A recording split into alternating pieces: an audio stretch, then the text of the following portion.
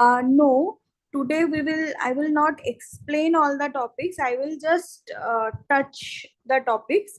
And if you have any specific doubt, then I will cover them. Okay. It Okay, ma'am. is, just to Ma'am, like I do have some some revision. doubt in polynomials and Okay. in the function, the week 4 and 5, some doubts. Okay. Uh, So so we will go week by week.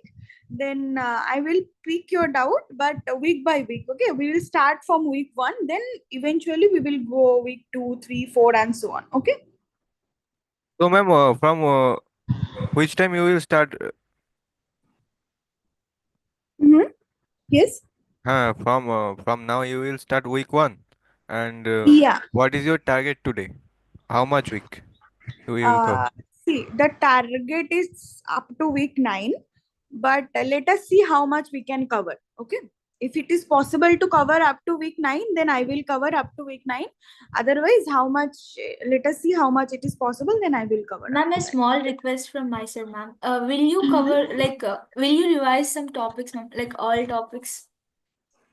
Yeah, I will revise all the topics, but quickly. I mean, I will not describe deeply. Yeah, okay, ma'am. Yeah, I will quickly revise topics, and if you have any specific doubt about the topic, then I will describe it deeply. Okay. Okay, ma'am. Thank you. Okay. So I guess no more students are going to join, so we can then start, right? Yes, ma'am. Sir, recording available or not? Because I couldn't see any recordings in calendar. No, this is being live streaming in the YouTube channel.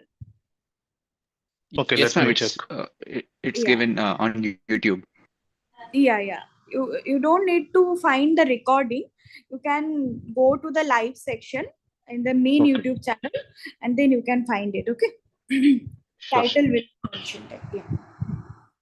Okay. So as we know, in week 1, we learned about set theory, right? So set theory, we learn what a set is. This is nothing but a well-defined collection of objects, right?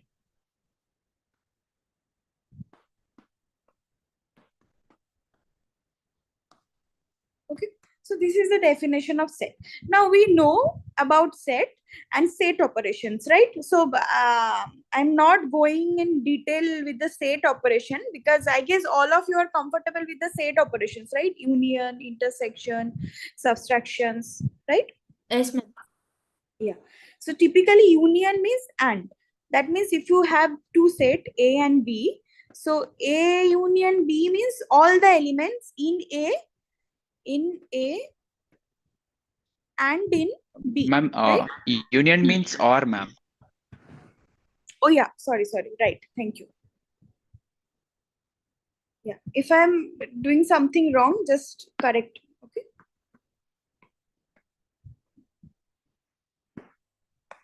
Yeah. So union means or. That means A union B means we will collect all the elements which are either in A or in B, right? Similarly, and represent intersection, right? So A intersection B means we will collect all the elements which are both in A and B, right? Both in A and B.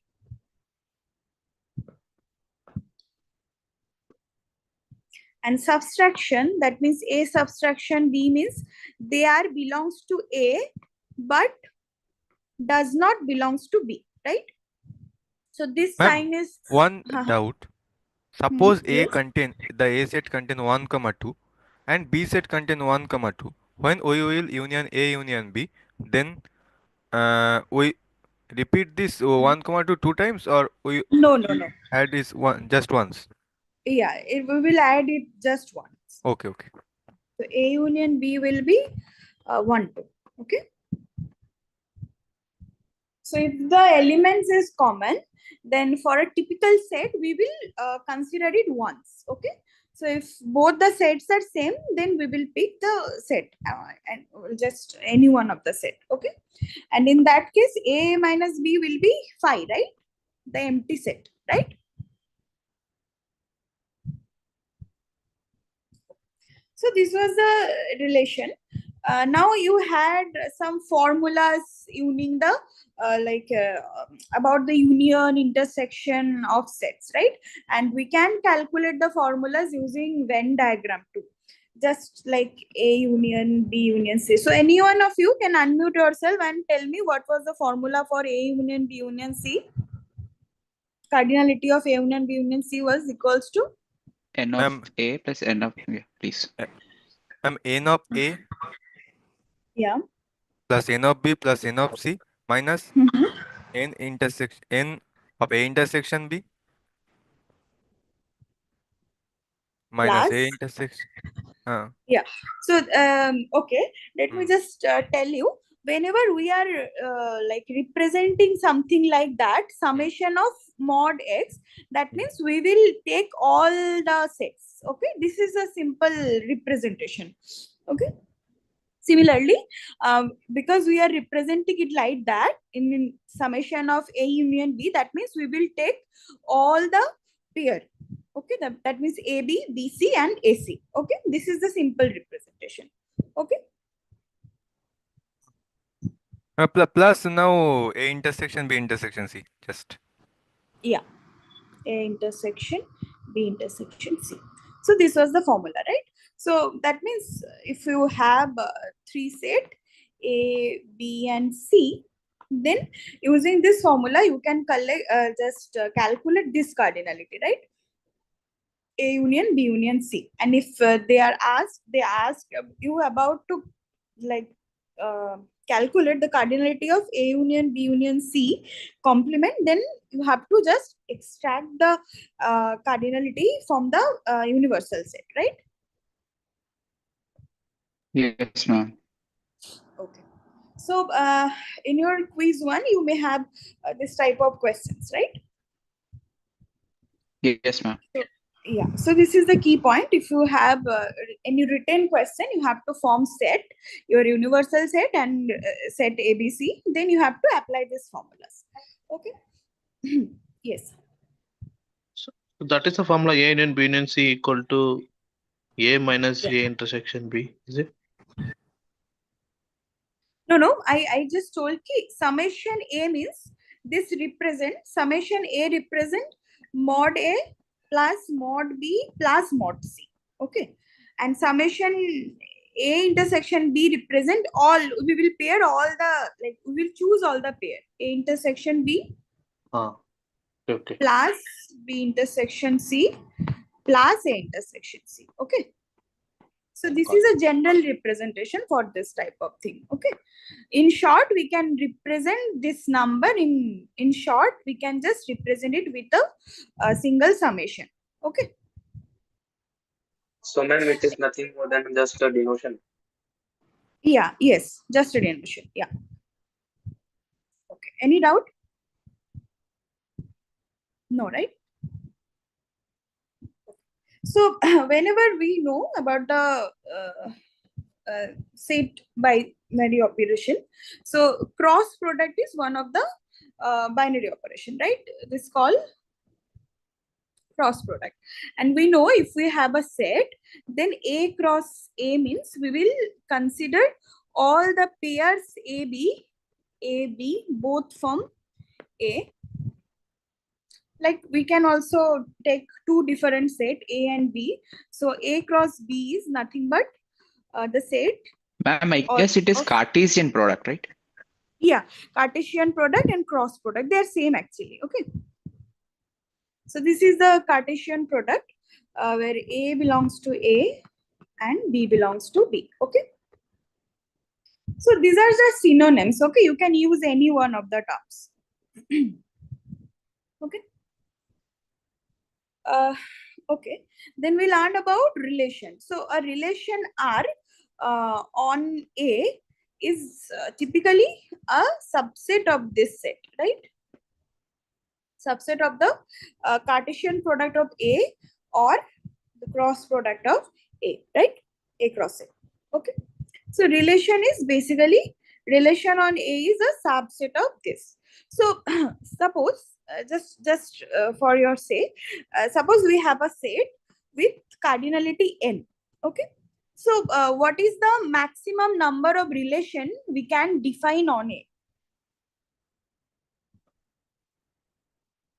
This question is not important from exam point of view. It's just for your knowledge. Square.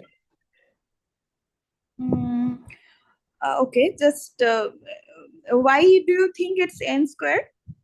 Because we can find out A cross A, that is the maximum thing we can find out. So there are n here and n there. So n No. No. I'm not saying about the maximum number of element in a relation. I'm saying the maximum number of relation we can define on A. Oh.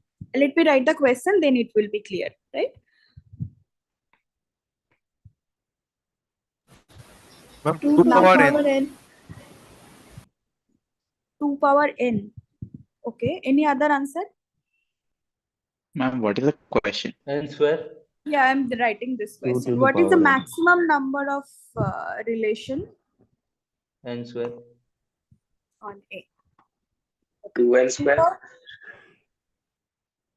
2 power n square. Ma'am, This you're is asking what we are pairs saying. of relations, ma'am. Not pairs of relation, but is the maximum number of relation. I mean, how many relation can we define on a given set of cardinality n? Power set of n cross n. Yeah. So actually, you have the answer in the definition. I mean, whenever you are defining a relation, it is a subset of the set A cross A, right? Right? That means it is a member, relation is a member of the power set of A cross A, right? Correct? Yes, ma'am. Yeah. So the number of relation, the maximum number of relation will be the cardinality of power set of A cross A. That means we will consider all possible subset of the set A cross A, right? Like whenever this is a subset of A cross A, it will be a relation, right? So if we are calculating the number of relation can be defined over a set, then we have to consider the number of subset we can form from a given set, right? And the given set is A cross A here. So this is basically nothing but equal to the cardinality of the power set of A cross A. Okay. So is the answer 2 power n, ma'am? 2 power n square. Because if we have a set A with cardinality n, then power set of A has cardinality 2 power n, right? What is Yes, the ma'am. cardinality of A cross A? This is n square, right? Yes, Cardinality ma'am. of, yeah. So power set of A cross A will have the cardinality 2 power n square, right? Ma'am, can you give some example? Okay. So let us start with something really small. Suppose this set. Okay. So how many then A? What is A cross A? A cross A is all possible pairs, right? Yes, ma'am. So this is our A cross A, right? Yes. Now, how many relation we can define? Like you can take 1, 1. This is a relation, single relation. One can take 2, 2, right? Another one can take like 1, 1 and 2, 2. This is again one relation, right? That means we can consider any subset of the set A cross A, right? So all the sets are basically subset of the set A cross A, right? So in that way, we can create 2 power n square, right? So our n equals to 2 here because cardinality of A is 2, right? So that means the number of relation will be 2 power 2 square. That means 2 power 4. Okay, this is 16, right? So we can calculate or we can extract 16 number of relation from a set with cardinality 2. Okay. Yes, ma'am. Okay. So is it clear why the Yes, cardinality ma'am. is this? Okay. Yeah, ma'am. Ma'am, they would be same, right? Like there would be many relations where they are repeating. Uh, Ma'am, little bit scroll down. hmm. I want to Repeating. see the Uh-huh. question again. Okay. Ma'am, if there is a relation 1-to-1, Mm-hmm. since A cross A is there, so 1, 1 will be a relation from 1A, and the other Yeah. A should also have 1, 1.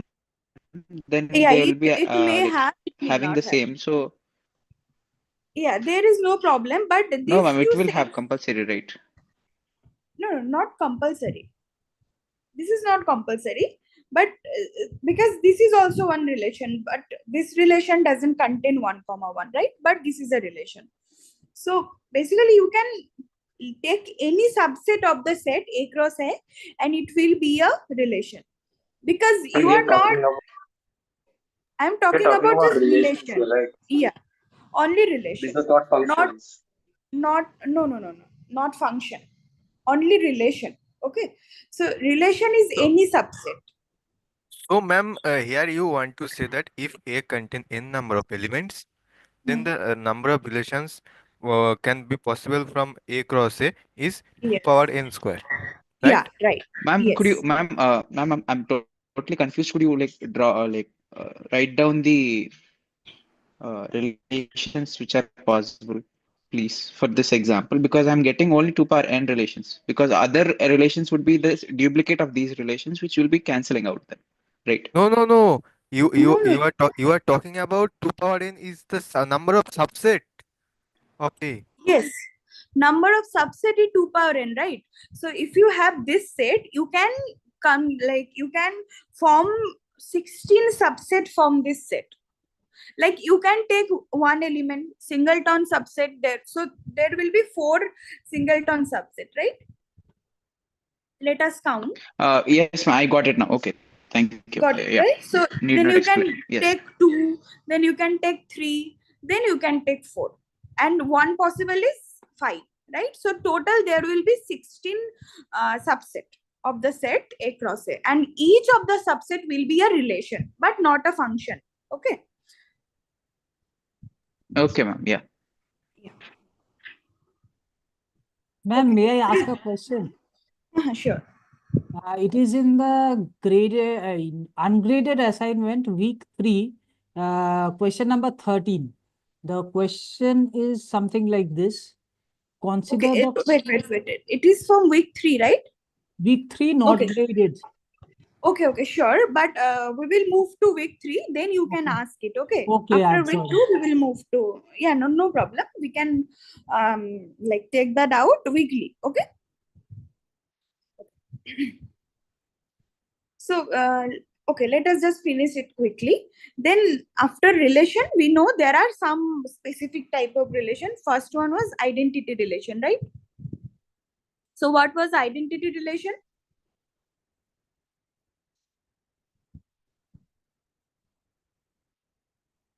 You have to tell me the answer. I mean the definition. I will not.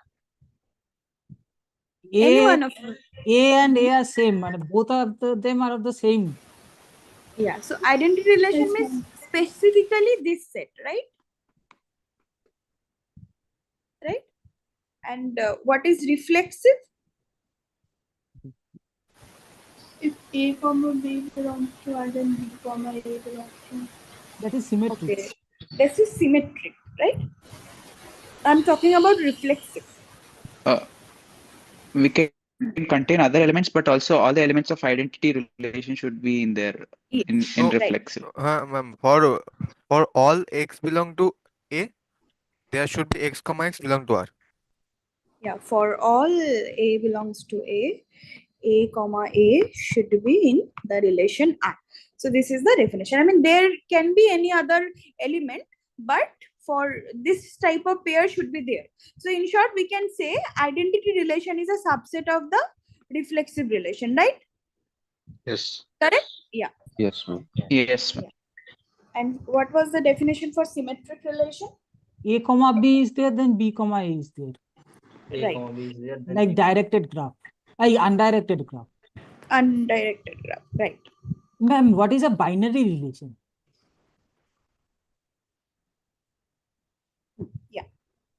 Mhm. Ma'am, what is a binary relation? Okay, so binary relation, the concept of binary relation is not there in your syllabus. So binary relation means is there is two type of binary relation. One is external and one is internal. Okay, this is out of syllabus, but because you asked, that is why I'm explaining. So one is external binary relation and another one is internal binary relation. So internal binary relation is typically form this set to a function from A cross A to A. Okay, that means if you take a pair like any AB from this set and suppose star is our binary relation, then A star B will be a member of A. Okay, this is a function from this A set to say, and this is called internal binary relation. And the external binary relation means you can take another set, that means some A cross B to A, because we are using some other set, so this is called the external binary relation. So binary relation is nothing but a function. Okay, so you don't need to be bothered about binary relation because I don't think it is in your syllabus. Okay. Ma'am, in the last lecture of graphs, they have talked about binary relation. That edges are binary. Okay. That's why I asked this question. Okay. So binary relation is nothing but a function. Okay, from the set A cross A to A, or it can be from A cross B to A. Okay. Yeah. That means if you take any pair, the relation is a function between these 2 points. This will be a member of the domain. Sorry, codomain. Okay.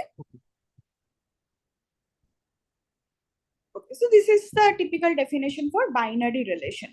Okay, and then what is a transitive relation? If A comma B is there, B comma C is there, then A comma C is there.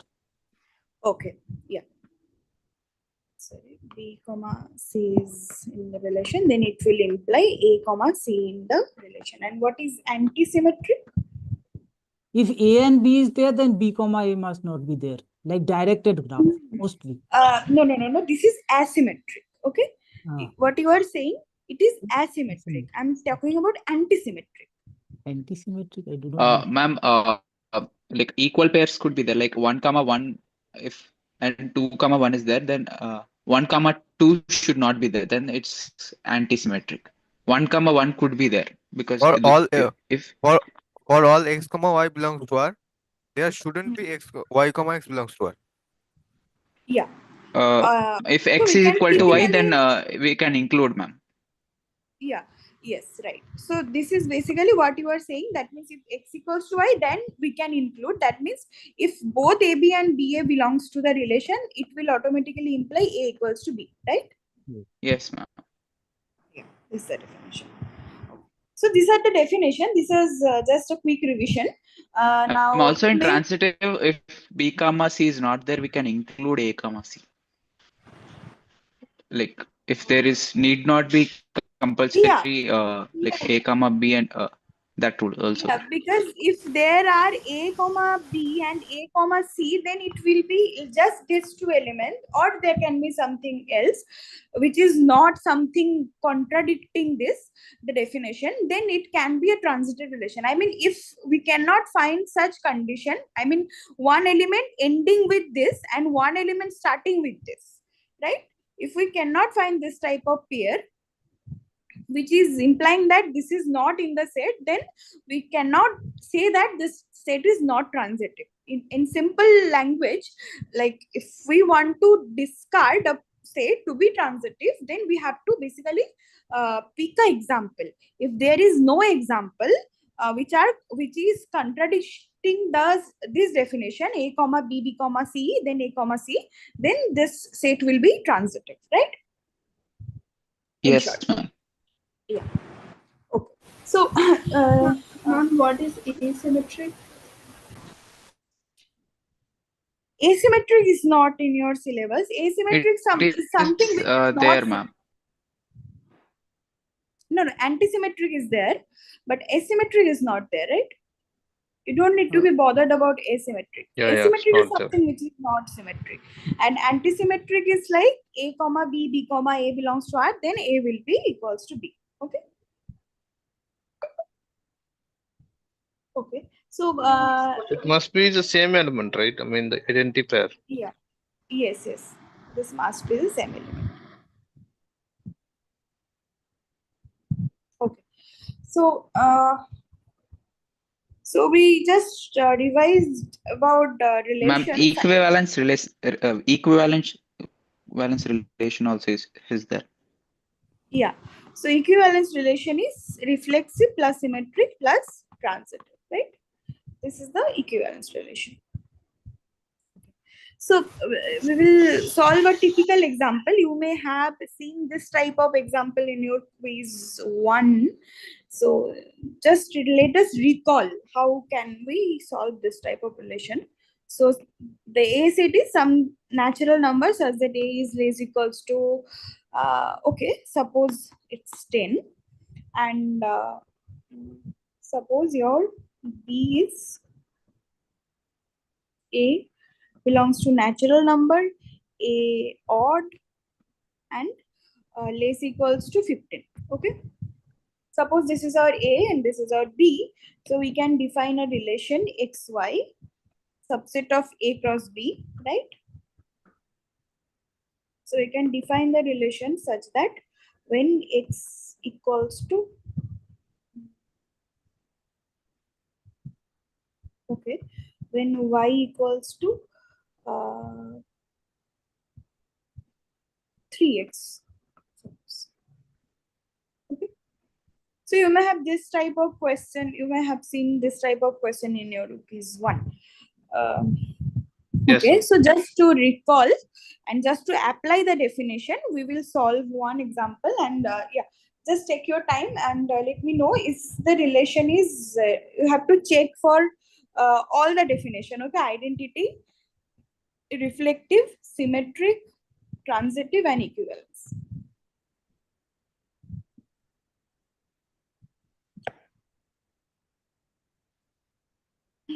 Is it identity? No. Clearly, right? Because even numbers are there, but even number cannot be any, Y cannot be even, right? So this is not identity. Reflexive? No. If you have this No. type of definition, right, No, ma'am. instead of calculating the whole set, just try to discard it with using the definition. Definition. Right? Yeah. So this is again not reflexive, right? Example? One, like all identities are not there. 1030. What was it? Yeah. 1030. 1030. No, 1030 is not a. It's uneven, right? Yeah, so you have to pick this Uh, type of pair which is not belongs to in the set. We can start with the smallest one. If you just take x equals to 1, so there is no x for which we can have y equals to 1, right? So 1 is not there, right? Is it fine? Yes, ma'am. Okay. Ma'am, but there is a condition, right, ma'am? 10, 30, like. 10, 30. Yes, ma'am. No, because see, you want to prove it reflexive. So it is enough if you have one example in your mind, right? Okay, So, ma'am. like, because we want to discard it, right? Yes, ma'am. Ma'am, here a small clearation. I want a clarity. Reflexive contains all identity and other relations also, right? Yeah. So reflexive contain the identity relation. That means all the identity element should be there, and there can be other element. We don't have any issue with other element, but we have to just check identity element should be there. Okay. Okay. And ma'am, in identity, there should be no other element, only 1, 1, 2, 2, 3, 3, for example. Yeah, yes. That means identity relation is exactly the set with which contains the same pairs, and reflexive relation contains the identity set. So Right? identity It is is- always reflexive. Yes, And identity relation is always reflexive. always reflexive. Yes. Even it is always equivalent relation. Identity Yes. relation is always a equivalence relation. Which Okay? you can translate Because there is no example which can contradict the definition of symmetry and transitivity, right? So it will be equivalence relation. Okay. And here So- the example we took, one will be there, right, in the relation. 2, 2 won't be there. How can 1, 1 be there? 1, 3 will be there. Yeah, 1, 3 will be there. 1, 1 will not be there, no? If you want y equals to 1, then we want x equals to 1/3, right? But this is not possible. This is not a natural number, right? Yeah. Got So it. 1, 1 cannot be in the set. Yeah. So this is not a reflexive relation because one example is fine, right? So again, about symmetry. If you want to prove it symmetry, then you have to take one, like it is not symmetry, then you have to take one example. So can you find any example? 1, 3, 3, 1 is not there. 1, 3 is there, but 3, 1 is not there. Yeah, correct. 1, 3 belongs to the relation, but 3, 1 doesn't. Yeah. Transitivity? No, No because- transitive. No, 1, 3 is there, 3, 9 is there, but 1, 9 is not there. Yes. Right.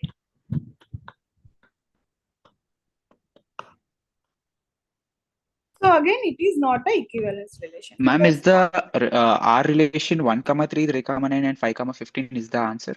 Is it the answer? Like, for Yeah, R. yeah, correct. Okay, thank you.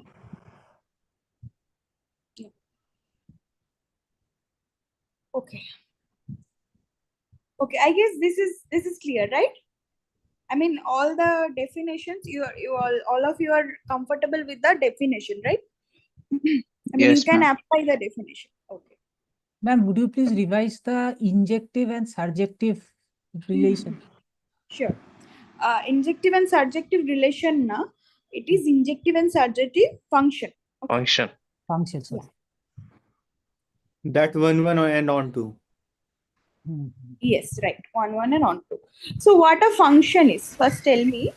So, Ma'am, I have a little doubt. Yes. Ma'am, in relation x comma y, the x will belong to A and y will belong to B, no? Yes. Like if you want to define a relation from A to B, then x is belongs to A and y will be belongs to B, and this is the kind of pair x comma y. Okay. Sometimes we may take both the domain and codomain as same set A, and sometimes we may take these are as some different set. Okay. Yes, ma'am. Okay. So we can now move to the functions, right? So we know that function is a particular type of relation, right? Function is also a relation, but relation is not a function, right? So if it is function, it will imply it is a relation. But if it is a relation, it doesn't imply necessarily it is a function, right? Yes, ma'am. Yeah. So function is a particular type of relation with some conditions, right? So what are the conditions? Suppose we have a relation from A to B. When can we call the relation a function? What are the conditions? No two pre-images. Passes the horizontal line test. Every image Yeah. has unique pre-image. Yes, every every point in A has a Each input specific is associated with a single output. point in B. Yeah. Okay. I got your answer, and all of you are correct. So It that could means be having same image, but yeah. three images should not be Yes. Should not be. for two different images. Same Different. pre-image should not be there. Yeah. Right. So basically, each element of A will map to, this means this is just to symbolize, will map to one unique element of B, right? So that means if we have A and B, if we have the function from A to B, so this is a kind of function. This is a kind of function. But if I just add this, that means for this element, we have two different images, right? Now, this is contradicting this part of the definition, unique element, right? And if we left one element here in A, then also it will contradict the definition, this part of the definition, each element of A. So these two things are not possible, right? One element cannot have more than one image, and for each element, it is necessary to have at least one image, right? Not at least exactly one image, right? Yes. Yeah. So this is basically definition of function, and we had a yes. I have the doubt that in the A, the one element is other element that is connected to the B subset. So it is a relation function. Sorry, it is a function. No, this is not a function. This is not a function because one element is connected to two different elements in B, right? Also, there is one element which is having no image in B. So this is not a function.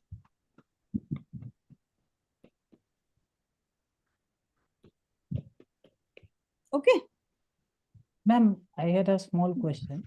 The question is, suppose I have sin x, it is a function. But is sin inverse x a function? Yes. Yes, obviously. Obviously, this is the inverse function of sin x. Sin x is a bijective function from its domain to codomain, and sin x is the inverse function of sin x. Okay. And one thing more, suppose we draw, as in school days, we used to make circles like x square plus y square is equal to a square or something like that.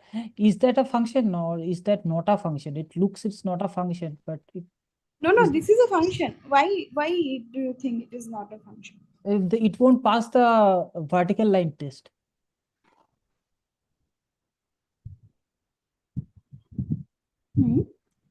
So that is why it's not a function. Which function? Suppose I draw a circle. Yes. Yeah. You write x square plus y square is equal to a square. Now you cut it horizontal or vertical. It won't pass the vertical line test. It will give two images for one single image. Then how do I say it is a function? It's not. It's just an expression. It's a equation. Yes, I mean you have to fix the domain, na? You have to fix the domain for this type of thing. So you have to fix a domain and codomain, right? So if I take this portion of from this side, then it will not cut it in two different sets, right? I mean two No, different. That means I guess it will cut. I have to take the semicircle. Yeah, if you take semicircle, it's a function. If I take We the have to it is take not the a function. absolute value of the function. Absolute value. So that means we are taking this portion of the domain from the positive side. Okay. Okay, so it will not cut in two different points, right? Yes, ma'am. Yeah. So for function, we had the vertical line test, right? Not the horizontal. Yeah. That means this type of thing. If it cuts the relation at one point, then it will be a function. But if it cuts the relation at more than one point, then it will not be a function, right? Correct.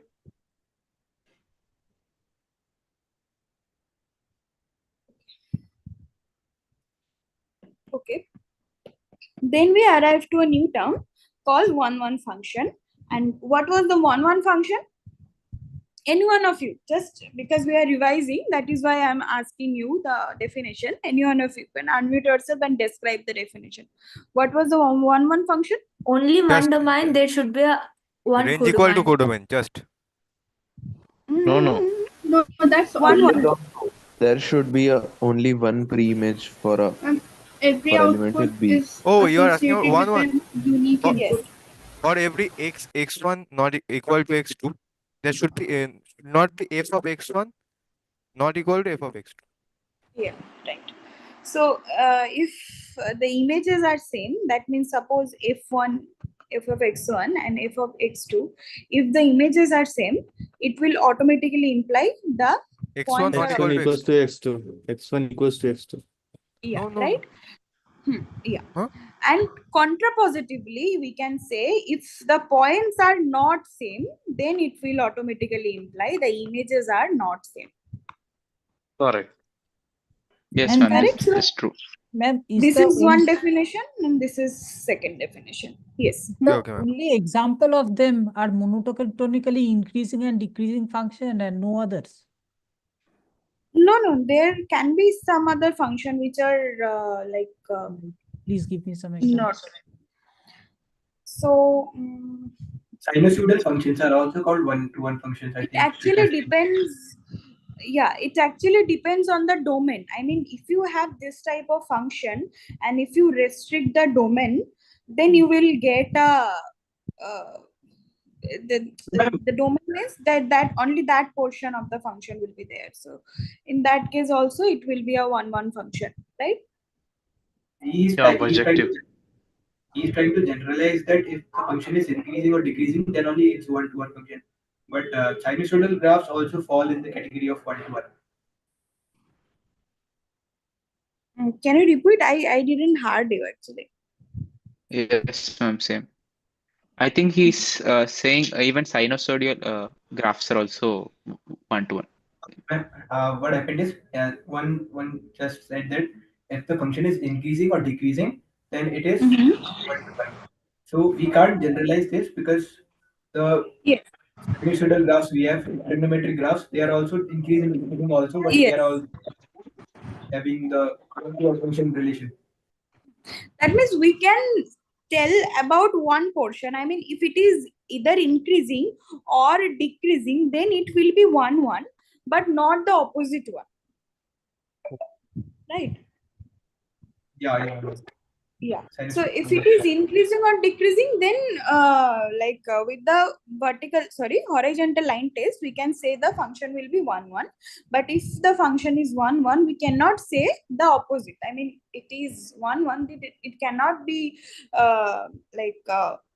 increasing or decreasing function. It can be something mixed also. Okay. Excuse me, ma'am. It Hello. can't be. Hello. Yes. One question, ma'am. Can you please read it? Function x square plus 5x plus 125. This is the 1-1 function. Yeah, not 1-1 function. Quadratic.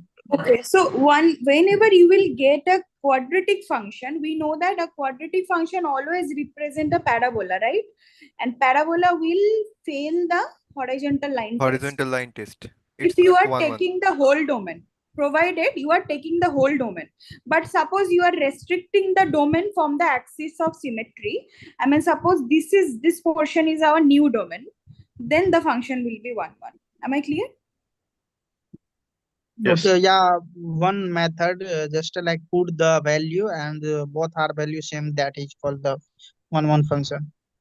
X1 and X2 equal to. Okay, Yes. you want to verify. So for every root of this equation, Okay, for so every root of this whenever- equation, we'll get 0 now. So this is not 1-1. Yeah.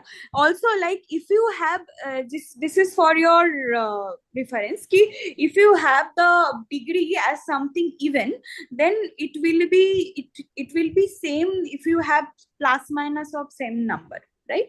So the plus 2 and minus 2 are any plus a and minus a will be two different points. But if you have some even degree, there is a chance to get the same value, right? So for Yes, ma'am. even degree, and also if you follow the graph for even degree, we will always find this type of behavior of the function, right? So this will always fail the horizontal line test. So if you have even degree in the function, there is a huge chance, if we are not restricting the domain, or we are not doing something else with the domain, then there is a huge chance that the function will not be 1 1 if the degree of the function is something even. Okay. Yes, ma'am. Okay. Thank you, ma'am. And again, for this thing, we can take an example like we can take this type of function.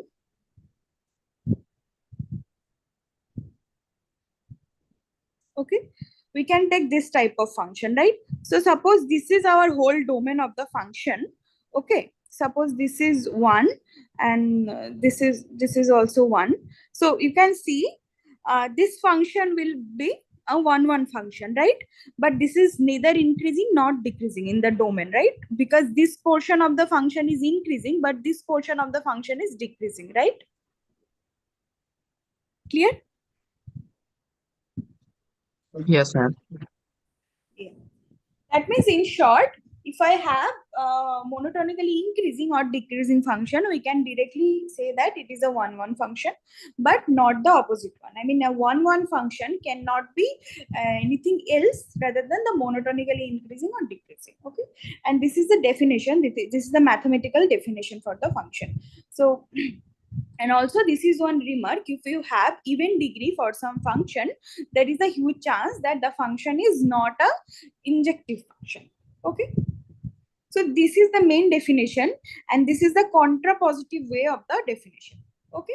So is the definition clear?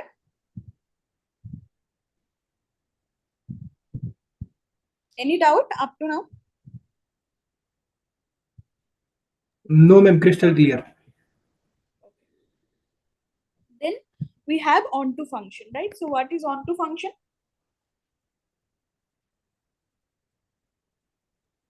There should be for every Codomain equals to image, range. codomain equal to range, but every image should be a pre-image.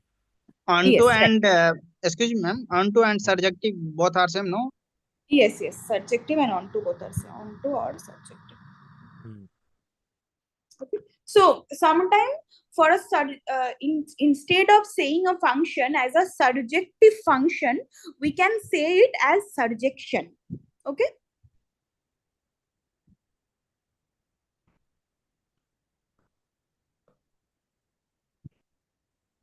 This is basically same, surjection. Similarly, injective function is the injection. Okay.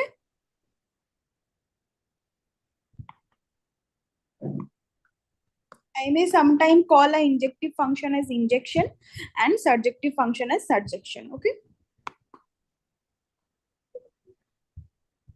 Okay.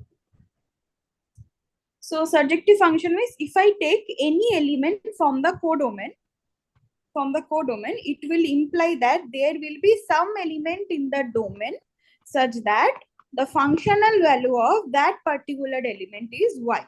That means for any element in the codomain, we will have a pre-image for the element, right?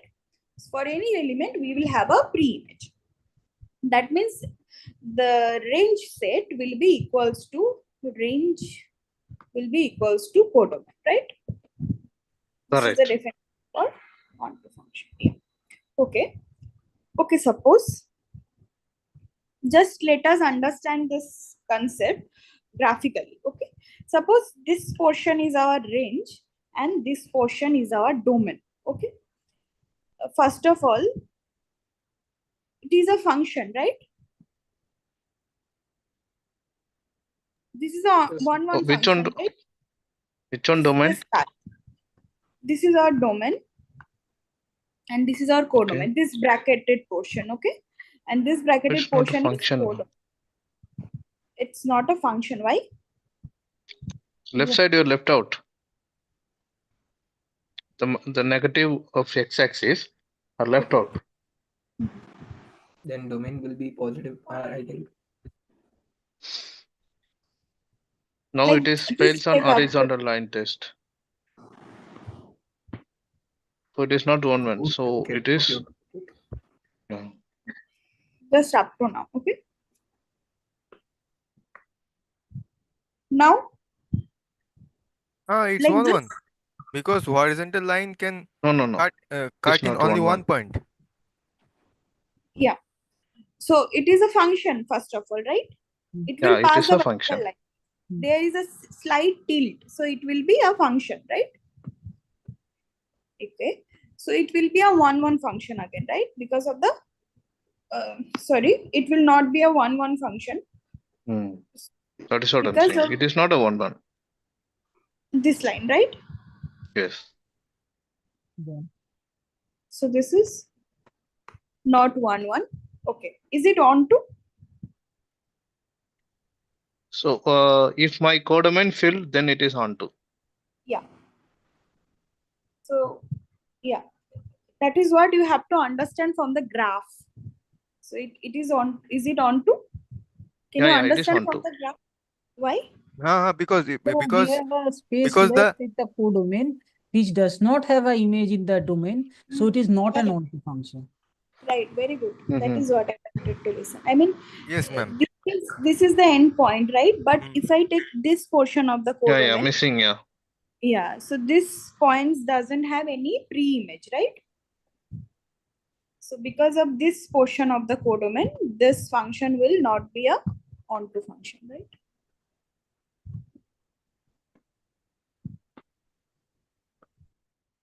Ma'am, could you repeat once again?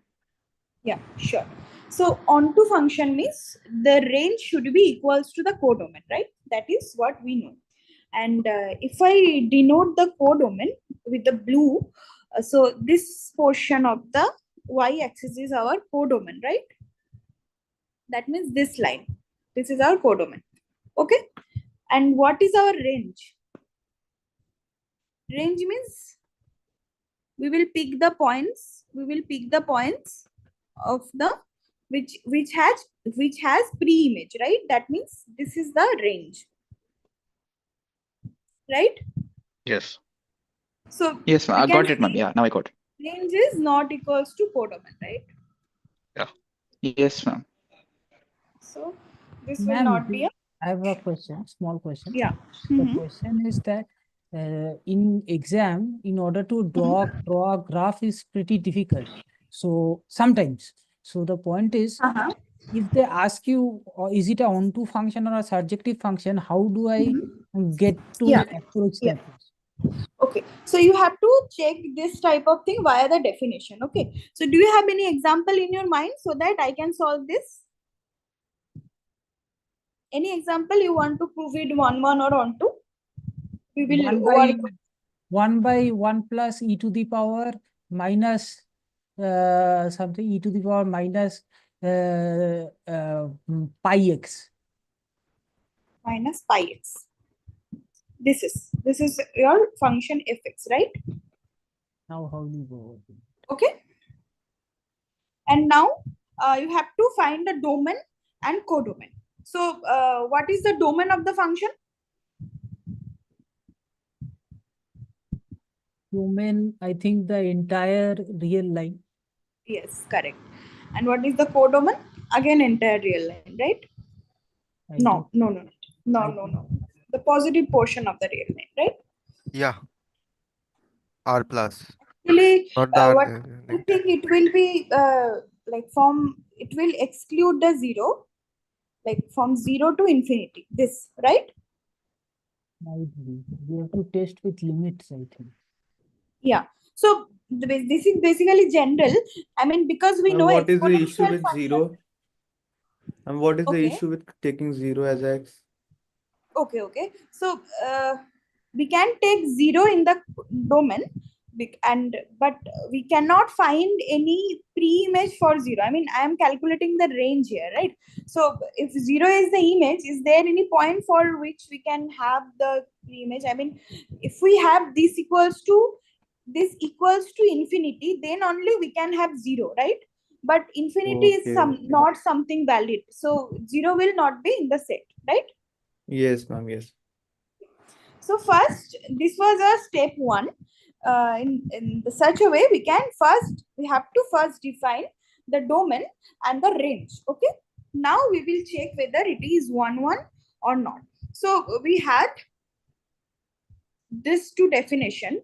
So if the functional value are same, suppose f of x1 equals to f of x2. Okay.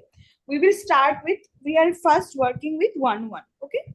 So we will start with that. If I want to prove it 1, 1, we have to arrive at x1 equals to x2, right? This is our aim, right? Okay. So we will follow the definition. This is the first line of our definition, right? So we will simply write it. So 1 plus e power minus pi x1 equals 1 by 1 plus e power minus pi x2, right? Then we can just cross multiply the function. Then we will get 1 plus e power pi x1 equals to 1 plus e power pi x2, right? Then we can cancel 1 from both sides. So we will get e power minus pi x1 equals to e power minus pi x2. Is this step clear? Yes, ma'am. Yeah. Now we know that exponential function is a 1, 1 function. So anyways, we can apply logarithmic function both sides with natural base. Then we will get minus pi x1 equals to minus pi x2, right? And in the next step, we can cancel minus pi out from the both side. Then we will get x1 equals to x2. Okay. So if you have any function, you have to follow the definition. You will start with the functional value and eventually you have to prove the points are same. Okay, so this is the rule to prove any function as a 1, 1 function. Is it clear? Yes, ma'am. Then on to. Yeah. Then we have to, suppose we want to prove onto. Because I took it as range, so we know that it will be a onto function. Now we will prove it as a onto function. So what is the definition? So for any y belongs to the codomain, there will be a x in the domain such that this. Okay. So first we will assume there is a x. Then we will find the value of x. If it is something valid, then we will conclude that for y there is a pre-image. If not, then we will conclude there is no pre-image. Okay. So we will start with any y belongs to the codomain. Okay. And what is our codomain? This is 0 to infinity. Ma'am, right? I have a small doubt, ma'am, in the calculation of domain and codomain. Yes. Will you explain it? So domain you have to calculate such a way such that at each point you can define the function, right? So we know exponential function is something greater than 0, right? So that means we can have any point and it will give something greater than 0. So this function 1 over 1 plus some y, this can be undefined if and only if y equals to minus 1, right? But we know that there is no chance for exponential function to be minus 1, right? So we can take the whole real line as the domain because we can define the function at each point of the real line. Okay. Yes, and ma'am. again the codomain, and again to calculate the codomain, these are some general thing because we know the exponential function, that means our y, this is something positive, right? And here 1 and 1, that means whole thing is positive. That means first of all you have this option, right? You have to take positive because all the terms are positive here. So there is no chance to get something negative as a result, right? So first step is this. But the second thing is, can we get 0 for some point? No, right? Because we have 1 power some 1 over some function. So it can be 0 exactly if this portion is equals to infinity, but we know that infinity is not something defined point of the real line, so this is not the case, right? So 0 with this, like, we can reach very close to 0, that means some point which is tending to 0 but not exactly 0, so we will not include 0 in our range. So that is why our range will become 0 to infinity, open 0 to infinity. Okay, Thank you, ma'am. okay, so okay, so we were Ma'am, huh. if the x goes to infinity, then this becomes 0. If the if the x goes to infinity, then this function will go to 1. Okay, sorry, no, yeah. Ma'am, e to the power infinity is 0, I think.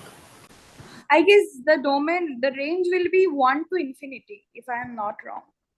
You can calculate. I mean, when x will be going to infinity, then this term e power minus pi x will be going to e power minus infinity, that means 0. So 1 plus this will be Yes, ma'am. 1, yes, ma'am. 1. So 1 over 1 means we will have 1. Yes, And ma'am. again, when x will be tending to infinity, we will have 1 plus infinity will be tending to infinity. Okay. So The then range e is power 1 to infinity. 0 to No, 0 to 1. no, 0 to 1, 0 to 1. So yeah. So this is our codomain, and our range will be 0 to 1. Yes, Right? correct. 0 to Domain is 1. entire real line. Yes, Domain is correct. entire real line. Yes. And Domain is codomain is entire also real line. Codomain you can take as anything, like real line. It can be 0 to infinity, anything, and the range is 0 to 1. Right? okay.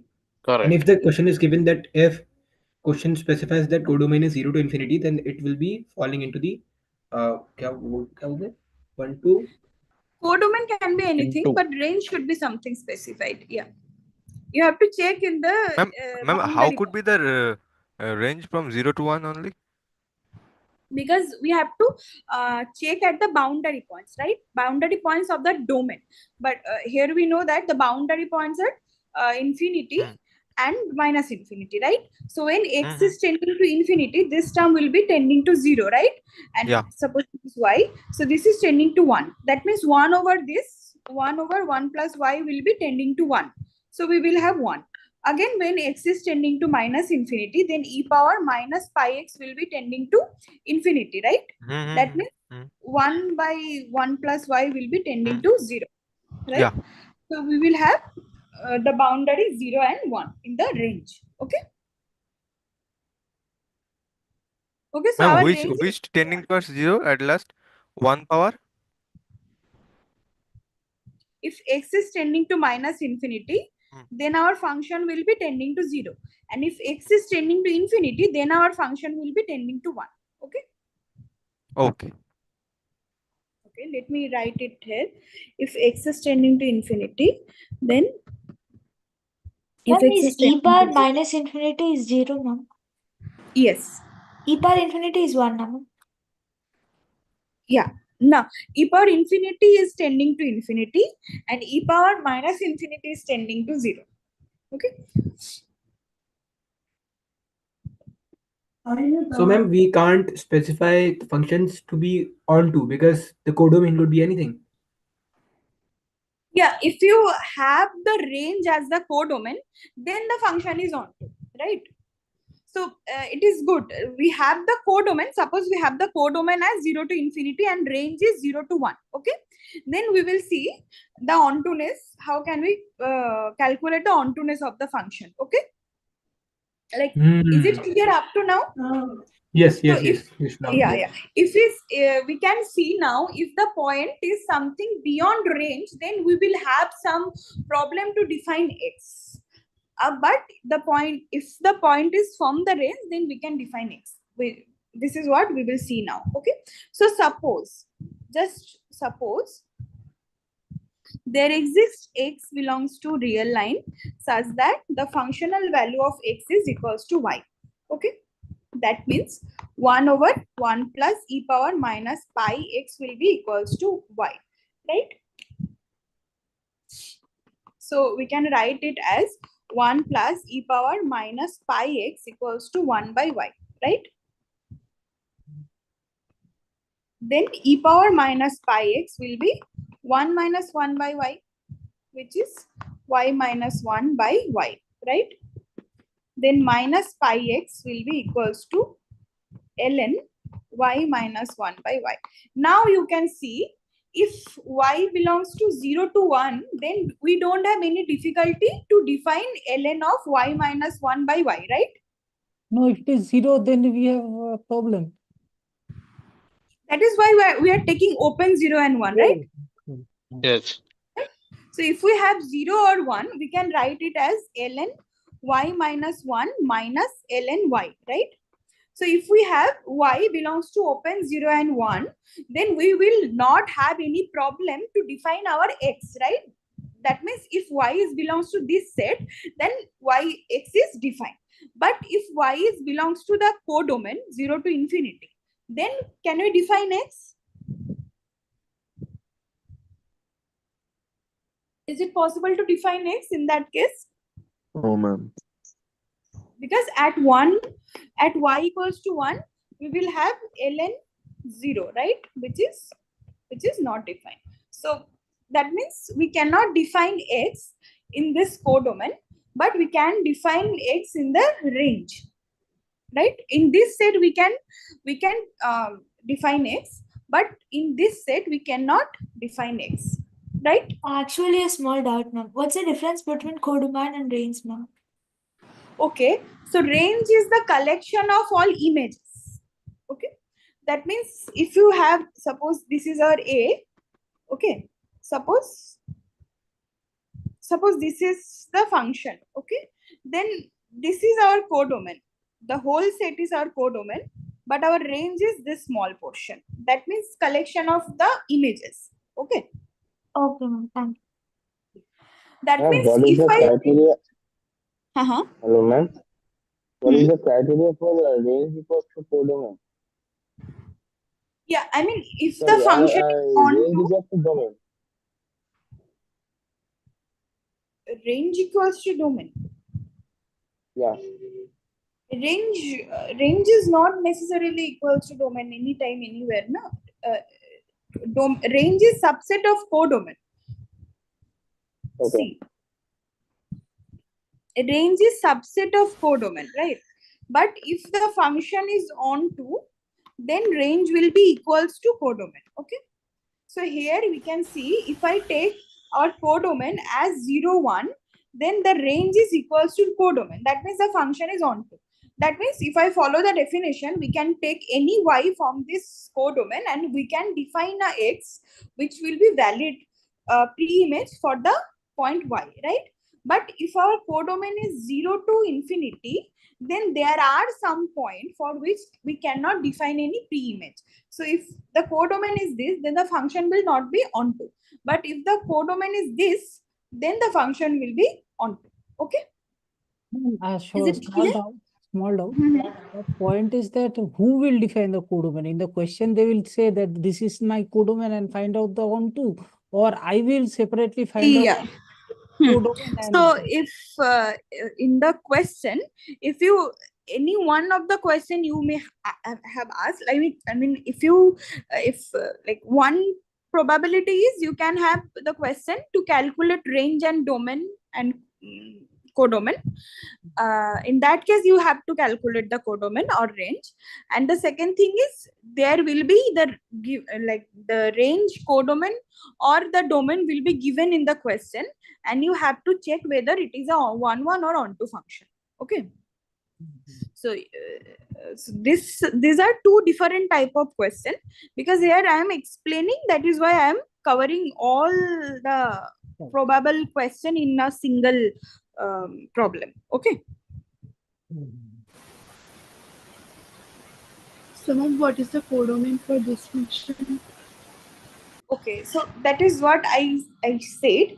Ki you can take codomain as any. I mean, you can take the real number as codomain. You can take 0 to infinity as codomain, as well as you can take 0 to 1 as codomain. Okay, but if you take 0 to 1 as codomain, then the function will be onto. But if you take 0 to infinity or the real number as a codomain, then function will not be onto. Okay. Because if you take 0 to 1 as a codomain, then for any point we can define a pre-image for the function. So from this step you can see if y is greater than 0 and less than 1, then we can define x for any one y in this interval, right? 0 to 1. But if y belongs to 0 to infinity, then there are some point for which we cannot define the point x, right? So this, if we take codomain as 0 to infinity, then the function will not be onto. But if I take the codomain as 0 to 1, then the function will be onto, because this is equals to range, but this is not equals to range. Okay. Yes, ma'am, got it. Move ahead, ma'am. Okay. Okay, so if it is clear, then we can move to the next week, week 2. So in week 2, we had some typical polynomials, and we know how to calculate root for a polynomials, or specifically you can say for a quadratic polynomials, right? Week Ma'am, 2 I is guess for week 2 linear. In is week 2, coordinate we have geometry. straight lines. What? Linear Coordinate linear Yeah, function. I know. First you learned about straight line quadratic geometry, but I don't think it is. Is it necessary to like revise No this need. thing? I mean, right? No need, So ma'am, these but give things are questions okay. for practice, ma'am. Yeah. That is Okay, why ma'am. I am skipping this, because Sure, ma'am. those things are not that conceptual, I guess. So it is I guess fine, right? Okay, ma'am, no problem. Yeah. Just we If can. possible, then please revise the formula part and then move on with the simple things. That is what I am doing. So we One learned small about question straight about line. Huh. straight line. If two lines are straight and parallel, okay, the distance between them is said to be C1 minus C2 by root over 1 plus m square. Why does this term 1 plus m square come? Because if you look in the y-axis, one is C1, one is C2, so the difference must be C1 minus C2. Why does this term 1 plus m square come? No, not 1 plus Where m is square. It is root under a it is square ax? plus c Yeah, square. Yes. yeah. Given is the formula once, yes. C1 minus Ma'am, C2 go Ax. ahead, upon ma'am. B. Yeah, check the formula first. Okay.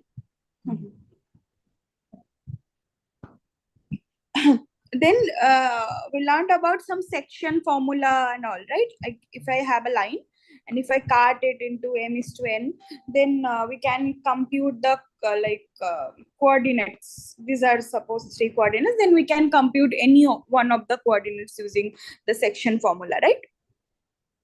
So Yeah. yeah. Then we learned about polynomials, and for a quadratic, we know what a linear polynomial is, and we know what a quadratic polynomial is. So in general, we express the quadratic polynomial as ax squared plus bx plus c equals to 0 in this form, right? And we know that we can calculate the root for a quadratic formula. First, we had the FOIL method, right? So FOIL method was like we can express the middle term b as some b1 plus b2 such that the multiplication of AC will be exactly equal to the multiplication of b2, right? Then we can use this thing, this b1 b2 to factorize our equation. Then we can we can have some factors like that, x Ma'am, will plus you a. give some example of this, ma'am? Yeah, sure. And x plus b dash equals to 0. So using the FOIL method, we can factorize our equation and then we can find the root. So the root will be a dash comma b dash, right? That is what we know. And the second rule was completing the square method or the Sridhar Acharya rule, right?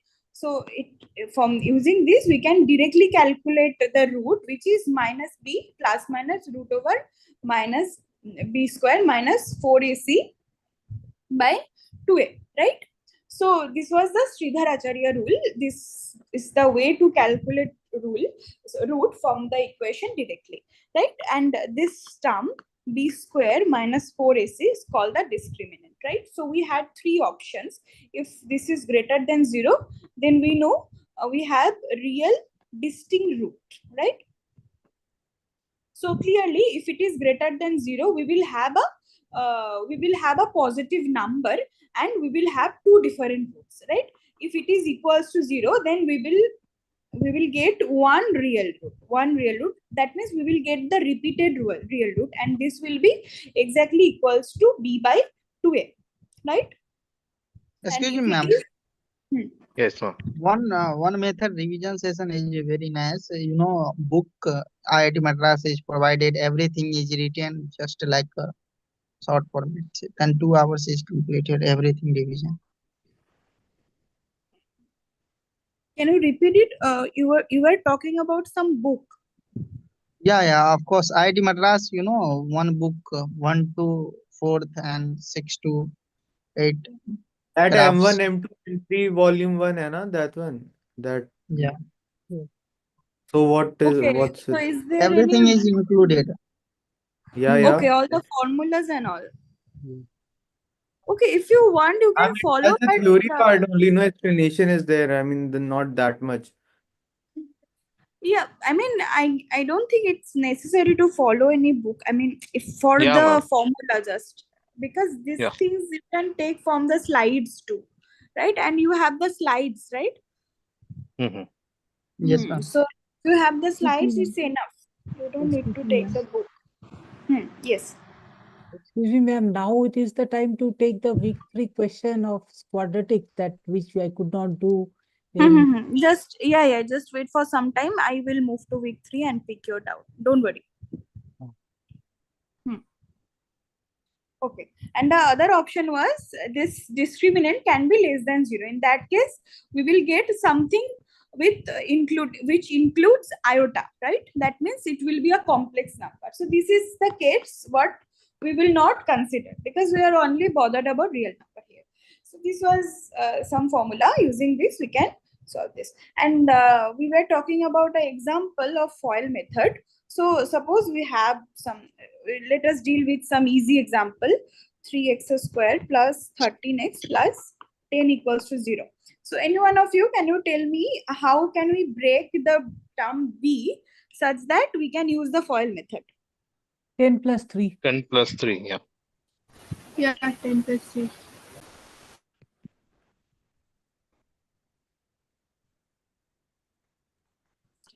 Equals 0, right? So we can pick these two terms. We can take 3x as common. Then we will have 3 plus 1. Then again we can take 10 as common. Then we will have x plus 1 equals to 0, right? So we will get x plus 1 and 3x plus 10 equals to 0. So that is how, using the FOIL method, we can factorize our given quadratic equation, right? And if once we have the factor, we can directly compute the roots, right? Yeah. Okay. Yeah. So these were some formulas. Then the most important part of week 2 is SSE. That means the square sum error. So SSE is a method which we can use to calculate error of some approximation. I mean, just for example, suppose you want to deal with some business and you want to calculate the approximate profit. Okay. So if you use, suppose I want to use the mathematical formula to calculate the approx profit. Okay. Suppose PX equals to Y. This is the approximate profit. Okay. Then we can observe our business regularly, and we can then set a variable x as day and suppose y as profit. Okay. then we can just list the exact profit. I mean, in day 1, suppose our profit was some 10. Okay. In day 2, suppose the profit was some 11. In day 3, it was something 15. So in that way, suppose like we can collect the data and we can form a table in that way. Okay. So this is a approximation. Okay. And this is the actual data. Okay. Okay. Now using the SSE, you can calculate the error. That means like whenever you are aiming to calculate the most best fit approximation, you have to consider the error. If the error is something big, then obviously your approximation is not something well fit, right? But if you want to calculate some good approximation or best fit approximation, then you have to calculate the approximation in such a way so that the error become less, like something tending to 0. Okay. So this is the aim for the SSE method, and using the SSE method we can solve some problem. So it was basically the aim of a SSE method, which I just told you. So if you have any doubt, you can ask. Then we will solve one problem using the SSE method. Give the problem, we'll solve. Meanwhile, we'll take that out. Yeah, sure. Ma'am, this quadratic equations proof. Quadratic equation? The derivation. I didn't get your quadratic equation. The derivation of quadratic equation. Okay. Okay. Sure. You want to cover the derivation of quadratic equation, right? Yeah. Okay, we will cover that. Before that, let us just calculate one SSE problem, just to recall how to do that, right? Okay. So this I is, got yeah. small doubt, ma'am. Mhm. The point is that in SSE, we are macrofying the things. That is, we are writing y minus y1 whole square, right? So instead, like in statistics, we do variance is the whole square, we have standard deviation. So is there any term like that, that from SSE we take the positive square root and then also do the same? Yeah. But obviously there is a connection with the statistic, and yeah, but is it what your question was? My question is that why don't I take the positive square root of this SSE and manipulate things which would be in the same units as the unit of the error units will be at the same units of the variable rather than taking the square units. I think I'm not getting your point. I mean, see, suppose there is a SSE of 4, okay? SSE of 4. 4. That means the y minus y I squared is equal to 4. Okay. Okay, like SSE is equals to 4. That is what you are saying. So that means the error is 4. Okay.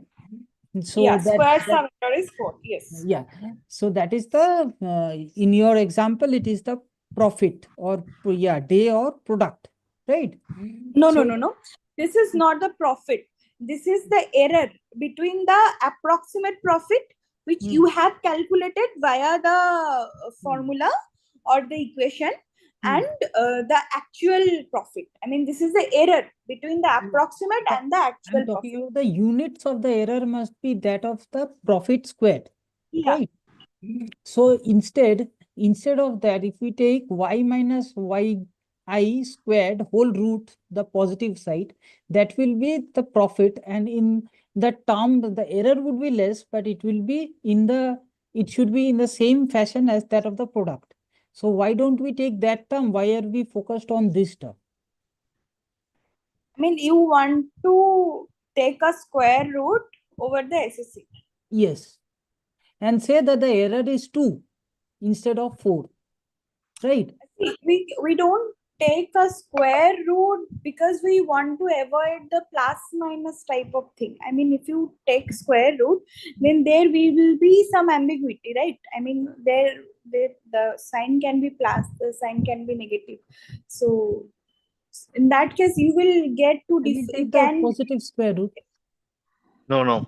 So what is he asking is we are doing is we are squaring the error to get the yes. positive value, right?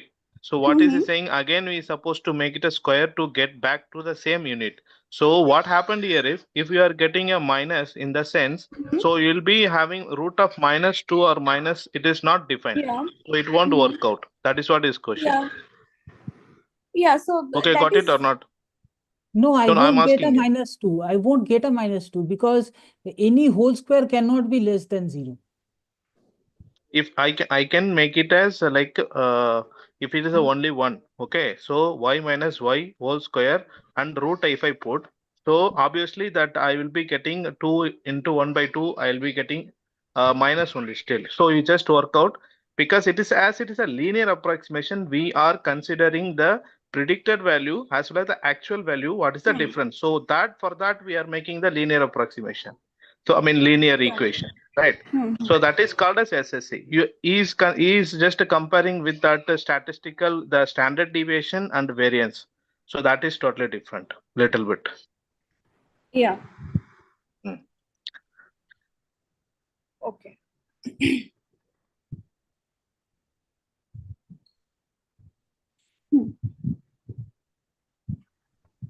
Ma'am, now can we move the question of graded assignment? Okay, just let us solve this SSC question, then I will pick your question. Okay.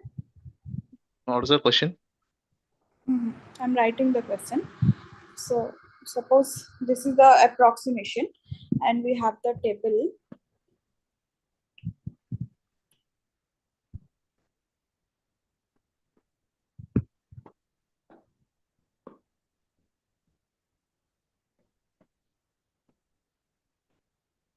Ma'am, will you today cover the polynomials? Yeah, I will cover polynomials. Okay. So you have to find the SSC. Just routine practice. And yeah, let me know. Ma'am, the a small. Hmm. Will you take the class beyond 10? Yes. What is the equation? 3x plus 1. 3x plus 1. Yeah. Okay.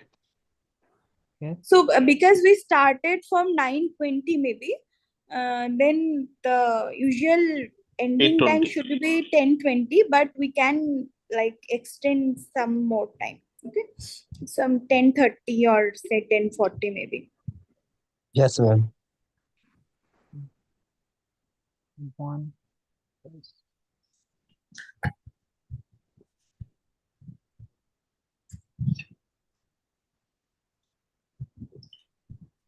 $36.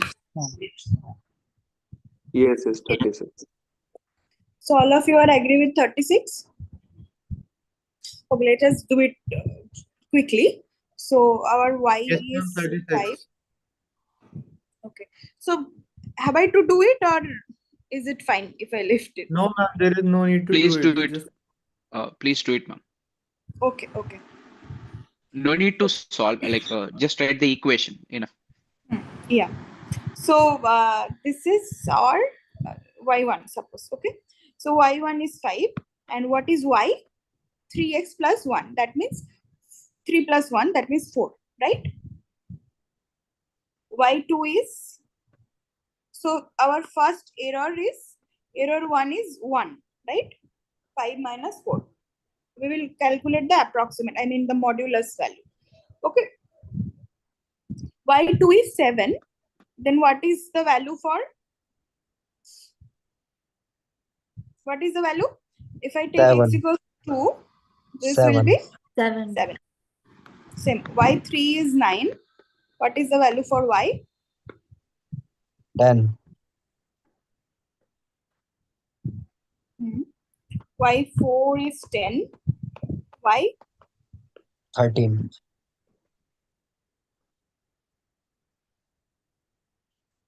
y5 is 11 and y will be 16. that means error 4 is 3 and error 5 is 4, right? And what is the SSE? We will just Yes, square it's the error 36. and then sum, right? So 1 plus 0 plus 1 plus 3 squared plus 4 squared, right? So this is equals to 36. Okay. This is a typical way you have to calculate the SSE. Okay. And second type of question, you may have some unknown variable n. Okay. May have some unknown variable n in the equation, and in that case you will get the SSE including n, right? Maybe some, just let us take n square. It is not 36 plus n square, but you will get something n square, right? That is what I'm taking n square. Okay. So the question, maybe sometime the question like that ki, what should be the probable value of n so that the SSE is minimum. Okay. Yeah. In that case, what do you have to do? You have to calculate the value of a so that this equation reach its minimum, right? So we have a parabola here in this equation. So you have to calculate the vertex of the parabola, right? Yeah, man. That minimum value x we have to find it, and y value we have to get it. Yeah, right. Okay. So the So, y value of the vertex would be the minimum, right? Yeah, the y value will be minimum, and for which n, if the question is like for which n you will get the minimum value, then the x value of the vertex will be the minima. Okay, Right? ma'am. So the minimum error will be, So, we are ma'am, can you finding please from repeat the this question? quadratic, we are finding the vertex. So we are finding the vertex. So x is the minimum value and y is the minimum error. Minimum error. Yeah, right. Correct. Thank you. Hello, ma'am. Can you please repeat this question? Yeah, sure. So you may have sometime n or some unknown variable in the approximate equation. In that case, your question may be something like that, ki you have to calculate the variable n so that the square become the minimum. Okay. You want some minimum square and you have some unknown variable. So you have to calculate the value of the unknown variable so that the square become minimum. And in that case, you will get the equation of the SSE involving some n square. That means some n square will be there. Some n term can be there, may not be there, but some n square will be there. That means in that case, your SSE will represent the equation of a parabola. Okay. So, ma'am, if it you will have, represent a quadratic. yeah, so it is a quadratic equation always because we are taking the square, right? So always it will be a quadratic equation.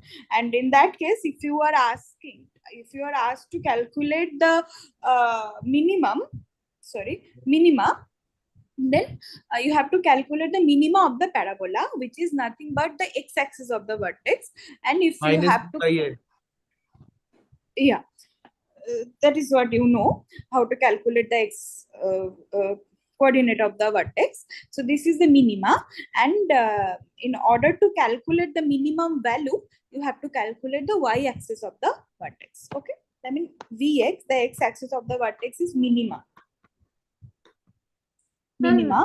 What's the formula? I'm going to next Minus portion. by 2. Okay. The x-axis is minima and y-axis of the vertex is minimum value. Okay. And if you have a general equation bx plus c, this is basically a parabola. This can be in the upward direction, also this can be in the downward direction. If the coefficient of x is positive, then if a is positive, then we will get a parabola in the upward direction, and if a is negative, then you will get a parabola in the downward direction. Okay, so in any case, if you have a parabola, then the x coordinate of the vertex is minus b by 2a, right?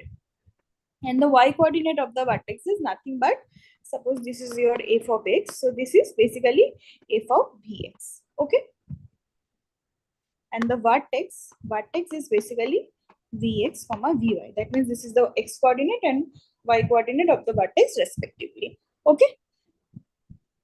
Yes, ma'am. Ma'am, now would you solve my question? Yeah. Yeah. Can It you is paste in your question or you can ask the question also? it is in week 3 practice assignment not graded. Question number Okay, it's better to paste the question. You just take a screenshot and paste the question in the chat box. No. Hello?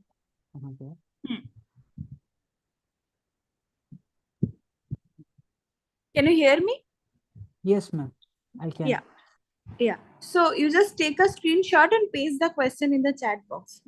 Yes, here is the question. You have already pasted? Yes, to everyone. Snehanshu Shah to everyone. Yes, sir. Is it the last one?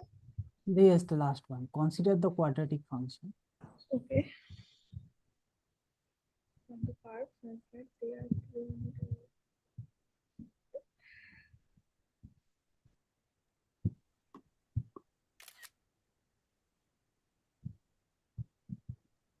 Maybe you there see would the- be any diagram would be there. No, Yeah. there is no diagram. There is no diagram in the question. Anyways, you can draw the diagram too, no? But there is no diagram in the question. There is no diagram in the question. Is the form correct? I mean, Yes, I'm telling you once. Consider the quadratic I function. think you should take the screenshot and that paste it. I mean, in yeah, written you form. just Yeah. That would be correct. yeah, just take a screenshot and paste it. How did I take it? Actually, ma'am, basically I don't know how to take a screenshot. Ma'am, actually I don't know how to take a screenshot. I'm 40 years old with 10 years I have been in the hospital, so I don't know how to take a screenshot. Okay. Let me check. What is the question number? Question number 13 of practice assignment not graded, week number 3.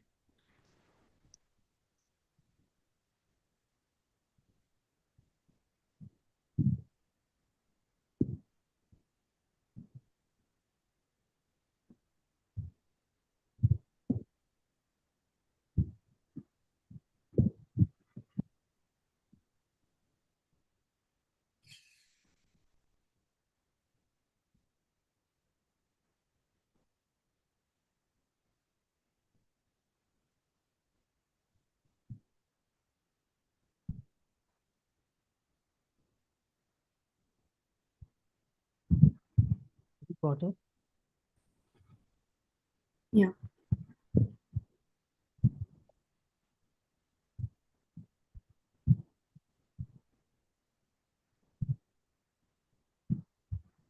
This is the question, right? Okay. So you have the quadratic equation, which is x square minus 2x plus 8. Okay. And 2 points P and Q are chosen on this curve. Okay. P and Q are on the curve fx. Okay.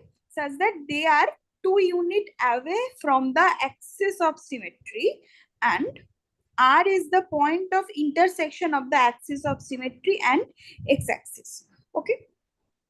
So this is the first step is whenever we have the function, try to factorize it. If it is possible, let us find the root of the function first. Okay.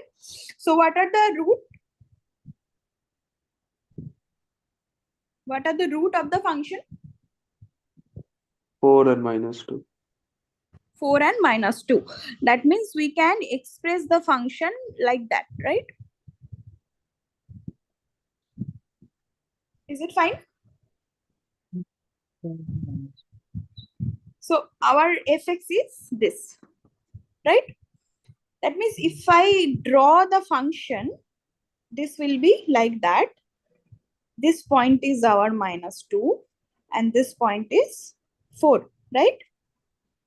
and this is the axis of symmetry. Okay. X equal to 1. Equals to 1, right? This is 1. Okay. Now, so 2 points P and Q are chosen on the curve. That means P and Q will be somewhere here, maybe, right? And they are 2 units away from the axis of symmetry. That means we have, if I draw the line, this distance is 2 units, right? It is away from the axis of symmetry by 2 units. It is not away from each Yeah. other 2 units. Yeah, this distance. I mean, okay, let me use another color. This distance. Okay. This distance is 2 units. This is 2 units. Yeah. And then R is the point of intersection of axis of symmetry and x-axis. That means this is Which this distance from 1 to 4? The yellow line you have marked is from 1 to 4. Yes. No. This is not 1 to 4. This point. This is suppose our P point. It is This is 2 suppose unit our- away. It is 2 units It away. is, One, it is two, 2 three. units away. 2 unit can be anything.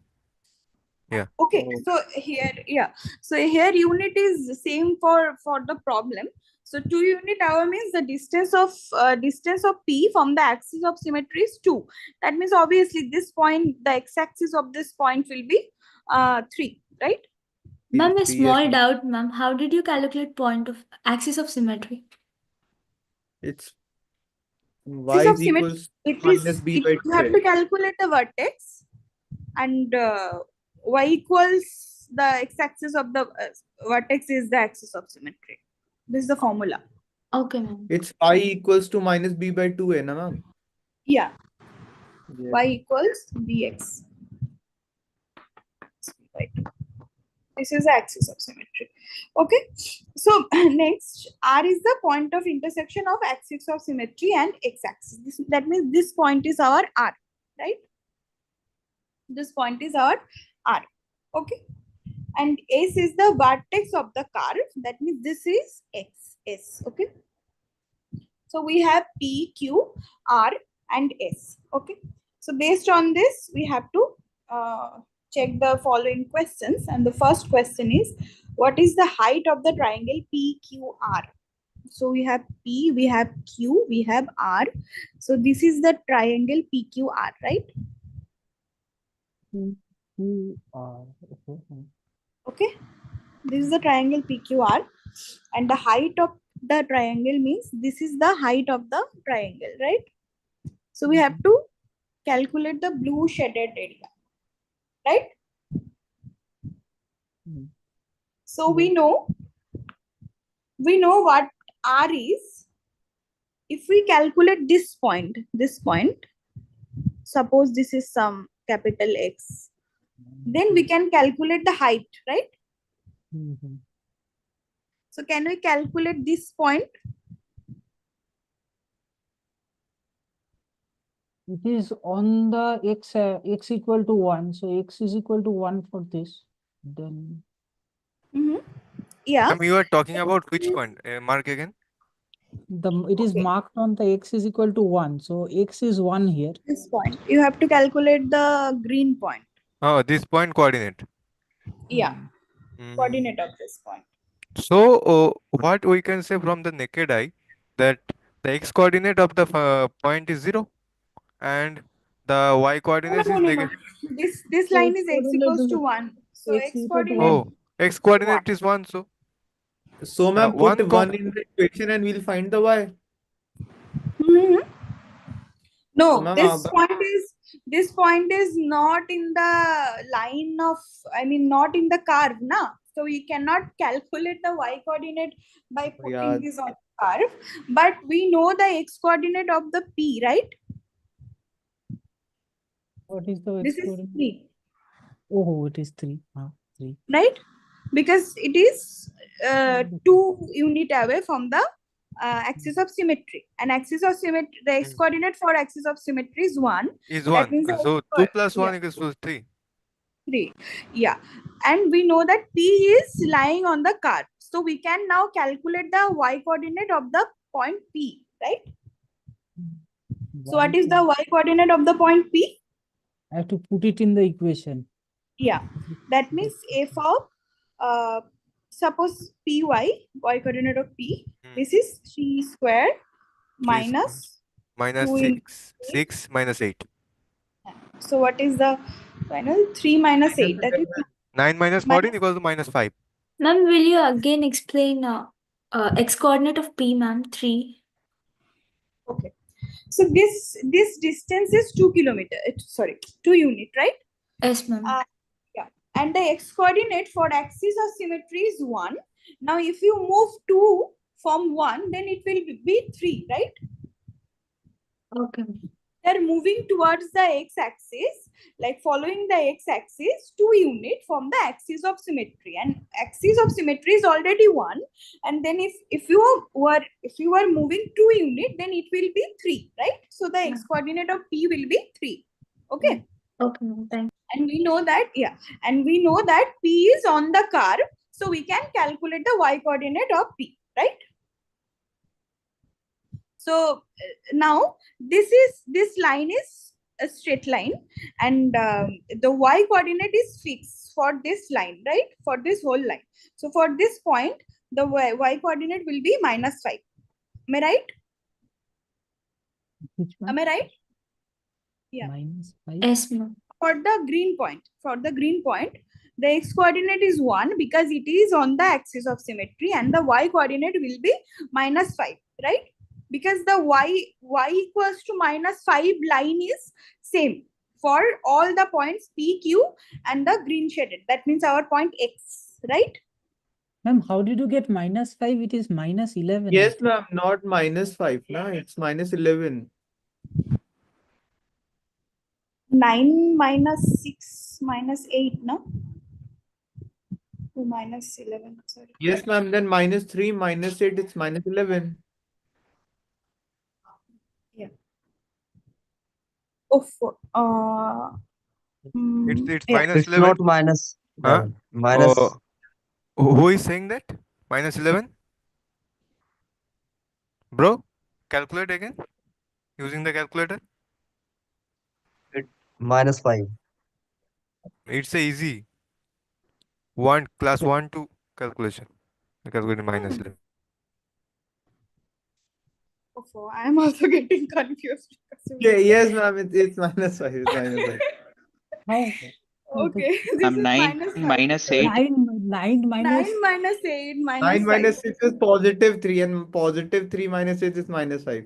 We Yeah, took it in I'm a also time. getting confused because of you.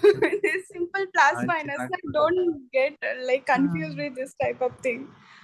Ma'am, we have to appoint a class 1 student for this calculator. Okay, so that's fine. Now we have the y coordinate of the green point is minus 5, right? And we know the y coordinate, the x coordinate of R is 1 and the y coordinate of R is 0, right? So what is the distance then? This is 5, right? Yes. Yes, ma'am. Is the height 5? Yes. Ma'am, is y coordinate Yes. of R is 0, na, ma'am? Yeah, y coordinate of R is 0 and y coordinate of x is minus 5. Yes. Okay, ma'am. Clear? Yeah. So the height is equals to 5. Is it the correct answer? Yes, ma'am. Yeah, correct. Okay. So I'm deleting the screenshot. If you want, you can take it. Ma'am, finally, how did you calculate the height of this, ma'am? So you have the y coordinate for R and you have the y coordinate for X. That means you have y coordinate for this point and this point. Then you have to take the distance. The distance is 5, right? One is 0 and one is minus 5. So the distance is 5. Okay. Okay. Ma'am, it's 1, 0. How it's 1, 0? Because the R is over x-axis and the axis of symmetry. So x coordinate I am taking from axis of symmetry and y coordinate I am taking from the x-axis. Okay. Oh, yeah, okay. Yeah, x-axis means y equals to 0, right? And over axis of symmetry means x equals to 1. So the point will be 1, 0. Okay. Okay. Fine. Yes, ma'am. Okay.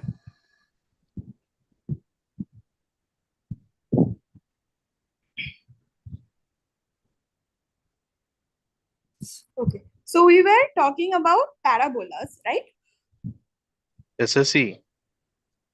No, SSE is done, right? So I guess you don't have any doubt in SSE. No, no, right? no. Yeah. Yeah. Okay. Then we covered parabolas. So one more thing I want to tell you that if because you have a quadratic equation, so depending on the discriminant, you have three type of option, right?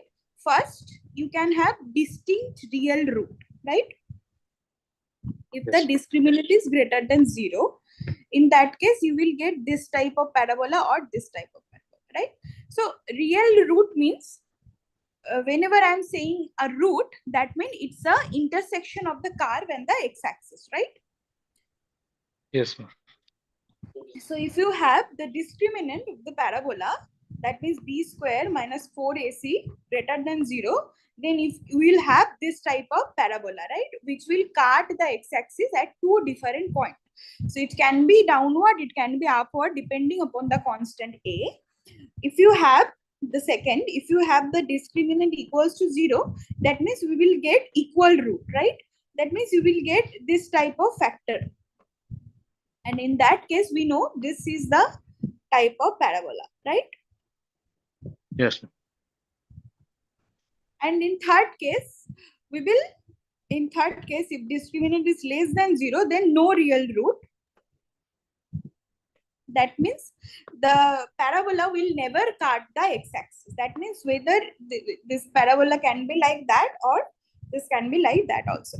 That means if we have the discriminant less than 0, then the parabola will never cut the x-axis. So it will be something away from the x-axis. It can be in the downward direction, it can be in the upward direction, but it can be away from the, it will be away from the x-axis. Okay. So whenever you will have some like conceptual question regarding the parabola, you have to check the number of root so that you can properly draw the graph of a parabola. Just for example, the previous example, it was with a like about a parabola, and after calculating the root, you can draw the graph properly and then you can solve the problem. So this is the typical type of parabolas with their typical figures. So if you have any doubt, you can ask. So we can solve one problem. Any doubt? Do you have any doubt? Solve problem. Ma'am, Yeah. We solve one problem, thing. yes. Ma'am, for the quadratic equation, for any given point, I said, let's say any random point in a quadratic curve, how we'll find the tangent to that one point? Okay. So tangent means you have to find the slope first, right? So what is the slope? The equation is ax square plus bx plus c, right? Slope is directly nothing but the derivation of the function, right? Which is 2ax plus b, right? This is the slope, right? Okay. Now you know how to calculate the equation of a tangent using the slope, right? Which is at some point, some x1. So this is x minus x1 f dash x1 plus f of x1, right? This was the formula for tangent, right? Am I right? Yes, ma'am. Correct. Okay. So this is a typical form. You can calculate the tangent. Okay. Suppose you have a given parabola, general equation of a parabola, which is x square plus bx plus c if x equals to. Okay. Suppose this parabola passes through 4, 5 and 5, 3 for 5, 4, let, and also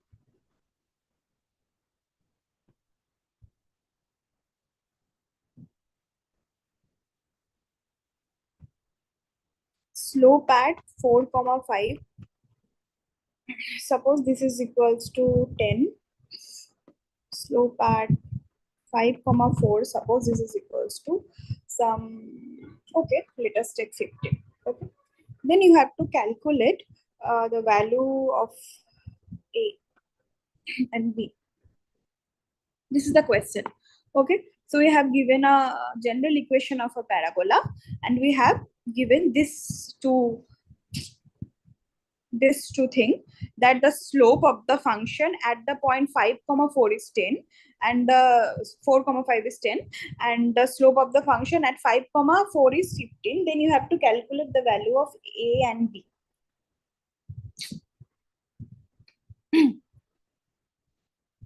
A is equal to 5/2 and B is coming out, I think.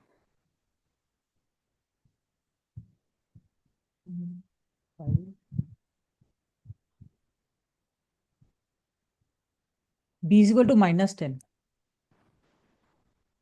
Is the answer same for all? Okay, I'm waiting for some more minute.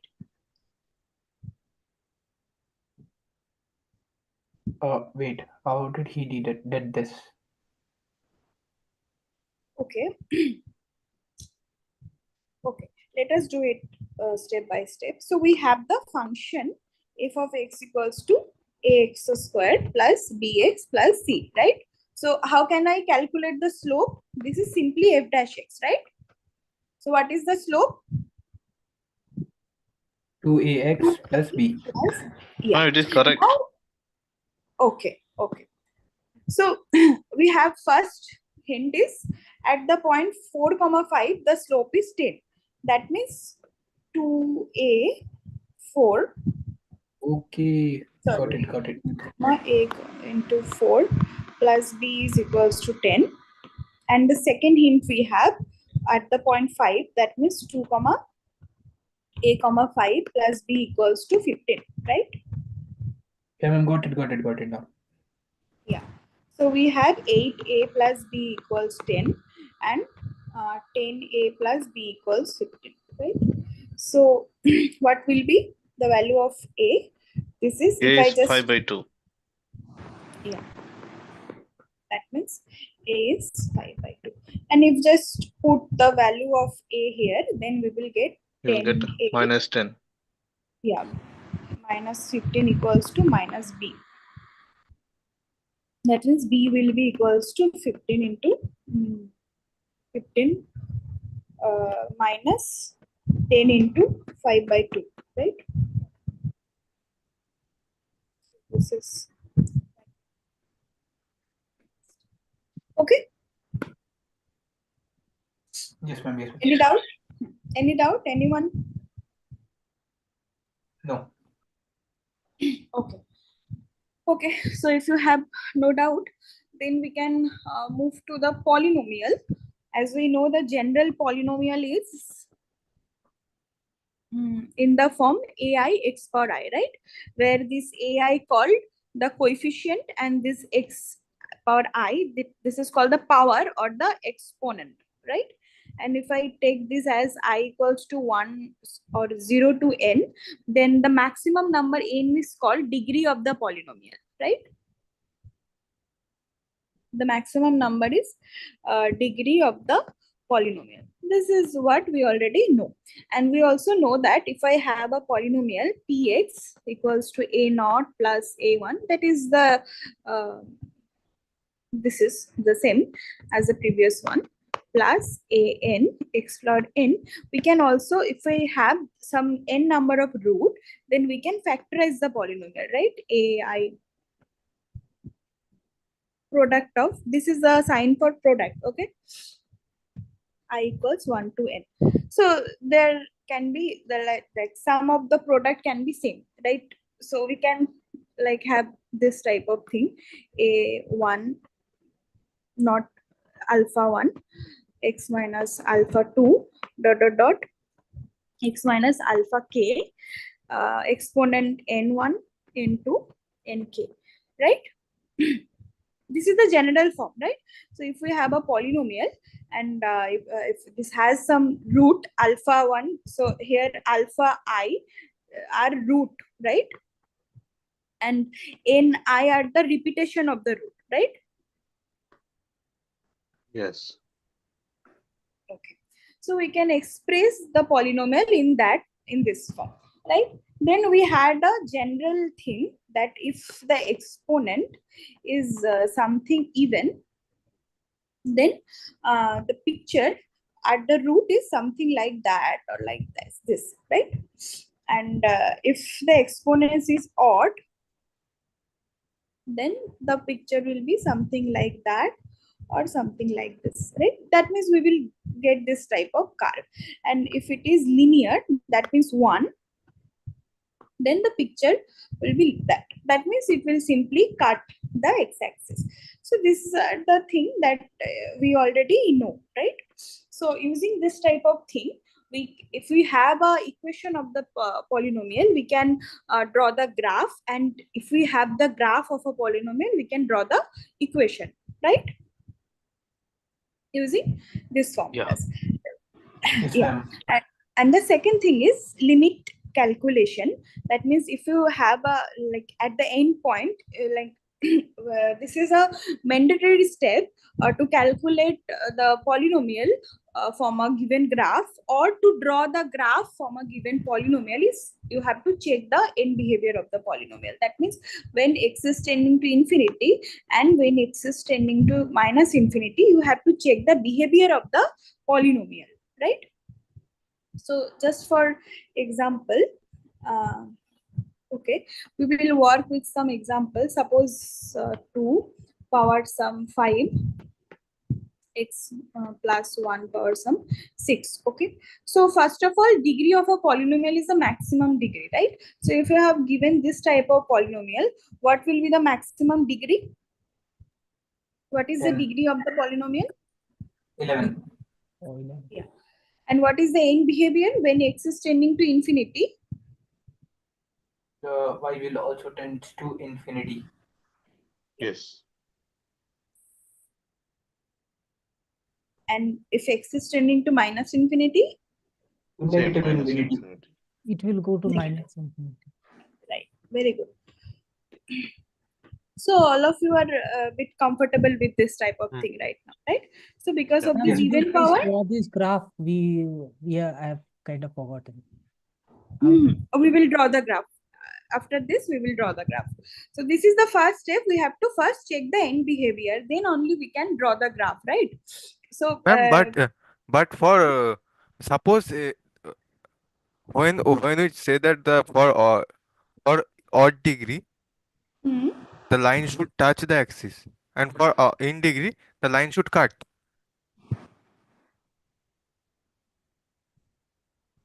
For even, the line should the curve should touch for even degree, the curve should touch. For odd degree, the curve should cut the axis. Yes. But yes.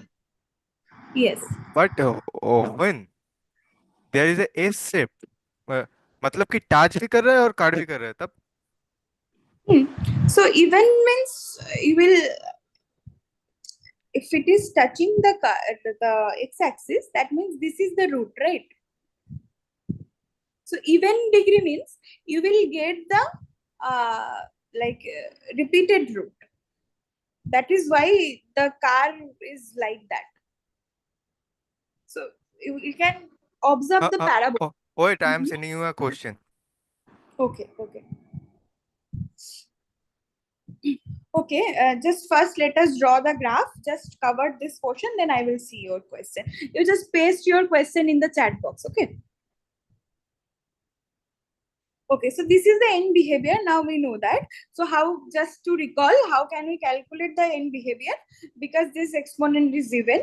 So when x is tending to infinity, p is tending to infinity, we don't have any problem. But when x is tending to minus infinity, this term will be tending to minus infinity. And because of this even power, this term is tending to infinity, right? And if x is tending to minus infinity, this will be tending to infinity. And because of the odd power, this term will be tending to minus infinity. And then if we multiply, you will get minus infinity all over, right? So when x is tending to infinity means our domain. This is our x-axis. X is tending to infinity means when we are moving towards the infinity of the x-axis, that means positive side of the x-axis, then px will be tending to infinity of the y-axis, that means in the upward direction, that means like that, right? And when x is tending to infinity, px tending to minus infinity, that means we'll get the curve in the downward direction when x is tending to towards the minus infinity, right? This is clear, right? Then the second step is, yeah. Then the second step is we have to calculate the roots, and roots are -1 and 2. Okay, this is our -1, this is our 2. Okay, so we have odd with 2 and even with -1. Okay, that means here we will get something like that, and here we will get something like that. Then we will just connect our card. Okay. So it is not perfect. You can just like observe. So this type of movement you can observe. Okay. Ma'am, what is multiplicity? Multiplicity means this exponent. I mean the number of time you are getting this particular factor. This is called multiplicity. Okay. That means the number of time you are getting the root. This is the multiplicity of the root or of the factor. Okay. Ma'am, one small question, ma'am. Suppose there is a even power of x plus 1 whole square and x plus 1 whole to the power 4. How to differentiate these curves? X plus 1 whole square and x plus 1 whole to the power 4. Means two Okay, separate. when the okay, y1 is I x get your point. or Yeah, I x get plus your 1 whole point. to the power 6. How to differentiate So this? okay, so the exponent, when the exponent is larger, the curve will be, the time the curve touches the x-axis will be long lasting, more long lasting. So for x plus 1 whole square, we will get this type of thing, but for x plus 1 whole to the power 4, you will get this type of thing. You're now Flatter. are you getting? It has to be flatter. Yeah. It's getting Yeah, flatter and flatter. more flatter and flatter. Just because when you have the exponent as 2, that means we have the root -1 2 times, right? The multiplicity of root is 2 times.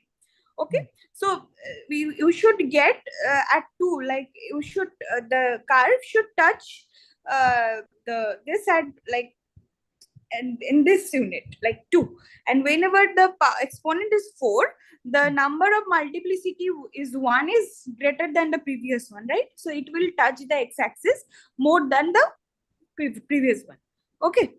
Okay, but actually my question is that suppose a square term and a fourth term, the fourth term will rapidly fire up compared to a square term. Then in case if it is flatter, then how can we account for the fact that the fourth term will rapidly speed up than the square term? Okay, after that it will pick, na? Like it will, Then will it will touch? be When greater, will it touch will and it when will will be it peak? greater, but eventually, not at the root. Okay, okay. Like you will get this type of thing. This is supposed for the x square, and then this is supposed for the x to the power 4. Okay, so in this portion you can see x to the power 4 is lesser than x square, but after some time it is greater than x square. That means it will exceed, it will rapidly increase, but eventually after some certain term.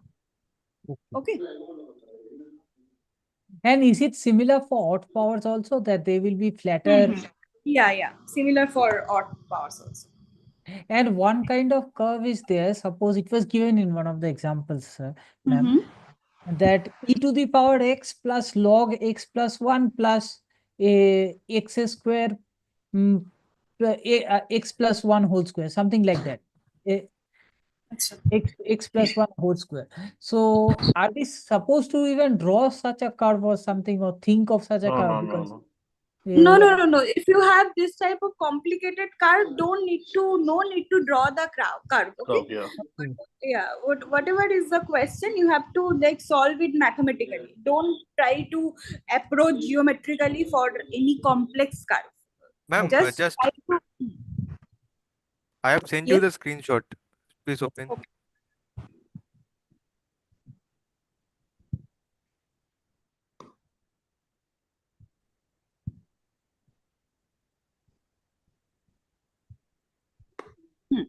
Yes.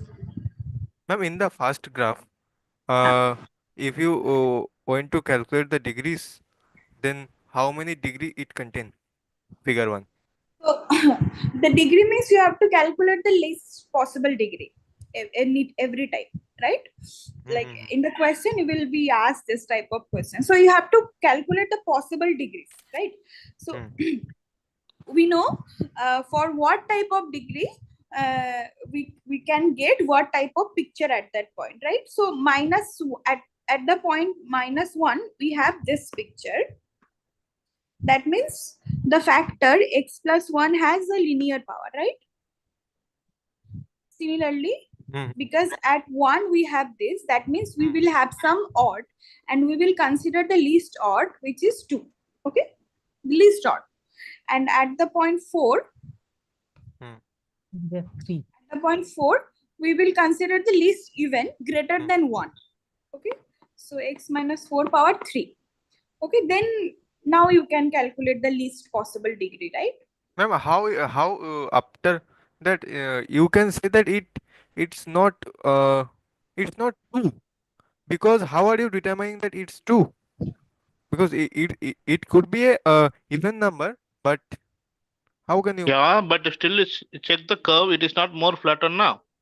It is little flattened. First of all, for this picture, it will be exactly 2 because it is little flattered.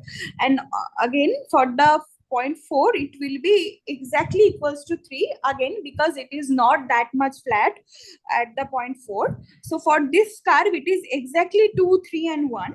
But if you have this type of flat 2, so after just seeing the problem, it is not possible to discover exactly even the exact even exponent. Right. So in the 4 or 6, question, whatever.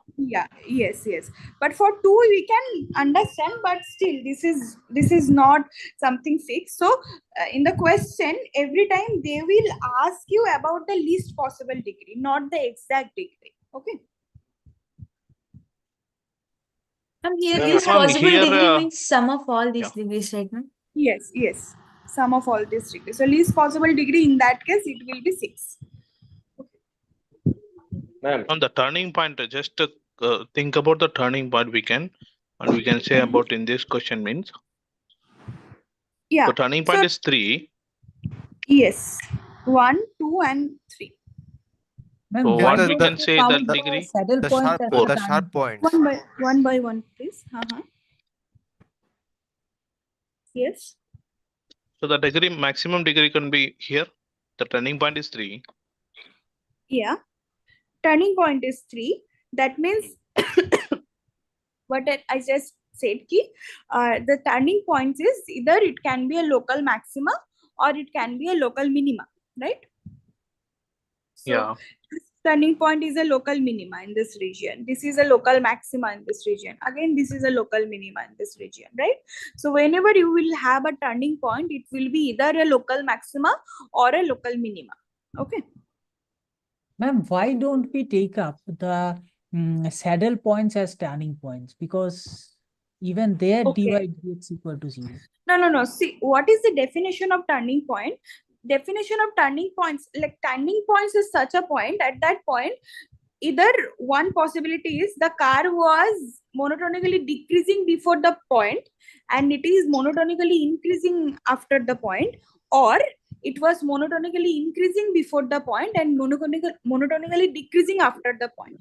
That means either it can be like that or it can be like that, because it is turning, right? You are turning here, you are turning here, but in that type of case you are not turning anywhere, na? Just relate it with the term turning. Turning means in that case we are not turning anywhere, na? Yes, understood. We are going in the same direction. Turning means we are changing the direction. That means either from increasing to decreasing or from decreasing to increasing. Okay. Excuse me, ma'am. One general doubts. Hmm? Yeah, hello. Today is only for week 1 to 4 revision session. Yeah, week 9. It was from week 1 to week 9, but But we can't finish we can't finish. because of But we will cover. this, guys. It's fine. It's necessary to clear your doubts, but we will cover up to week 6. Then I will end it, not before that. Okay. Ma'am, So you ma'am, have lunch to lunch cover time it. is over. Dinner Dinner time is time. over. But what you The guys pen are is not keep on working. asking question. Yes, That's ma'am. why I'm 4 week is a nice revision session. Yeah, you will have more revision session. Don't worry. We will cover all the session, but today I will try to cover up to week 6. There are not that much portion in week 5 and 6. So we will cover up to week 6. Then from 7 we will cover in next day. Okay. Yeah, so, ma'am. ma'am. Let pause the session for some minutes, and after that we will resume. Yeah, ma'am. Kind of 20, I mean, 10 to 10 minutes of break. Okay, so all of you are saying the same? Ma'am, Okay, ma'am. Then we have to still 12 o'clock it goes. yes. Okay, tomorrow will be the continue, ma'am. It's going to be a No. marathon session. Okay, 5 to 9. Yeah, 5 to 12 in tomorrow. Yeah, next session. Actually, tomorrow all of us will be little bit busy with proctoring. So tomorrow from morning to night we have proctoring duty, 5 exams. So tomorrow we cannot take classes. Tomorrow That is third class, right, ma'am?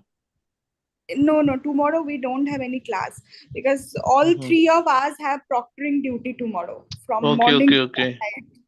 So we cannot have the class tomorrow. Oh, it is removed now. Yeah. Yeah, it is removed now. We all of us have proctoring duty tomorrow. Understood. Yeah. So next class will be on Tuesday maybe. Only for maths or even CT, ma'am? CT I cannot talk. Like I don't know about CT. Oh, okay, I'll check the calendar. No problem. Yeah. For maths, the next session will be tomorrow. Yeah. Tomorrow when, I ma'am? can't get one. No, CT also removed, ra. Same time. Yeah, all of us maybe will busy tomorrow with this proctoring thing. There are so many exams tomorrow. So I don't think there are no any class. No Tomorrow instructors which available. exam? Not any. Tomorrow Sunday, no? Yeah. Tomorrow is the exam day. Okay, just I want you to wait for some 15 to 20 minutes. Then maybe we will be finishing with that. Okay, ma'am. Okay, ma'am. Ma'am, I want to ask one question from the staff. Mm-hmm. Ma'am, I can't get one thing. Why at the point of 1 we can directly write square. It's a quadratic type, but why was it in degree 1? I cannot hide you. Can you repeat once again? Can you repeat your question once again? Yes, ma'am. Ma'am, I asked that x plus 1 is a degree of 2. Then why have written 1? No. X plus 1 means for the root minus 1, no? So this is linear, right? That is why we want to. No, And she's x, thinking that is plus 1. Okay, That is okay, minus okay. 1. X equal to minus 1. yeah, plus 1 means the root minus 1. and -1 means the root is +1. Okay. Yeah, ma'am, I got it. Thank you. Why are you writing there the degree 3? Why are you written there 3? I think x minus 4 to the power 3. Yes, Why? because of this type of picture. No, ma'am. I think why are you writing that 3? I think We are calculating the least degree, na? So we have to take the least odd degree, which is greater than 1, which is 3, right? Yeah. This is question a graded segment graph in week 2. Okay. Okay. So anything else from week 4? If you have any doubt, just you can ask. Then we can move to any questions do you have to? Ma'am. Ma'am, will you explain polynomial equation one time?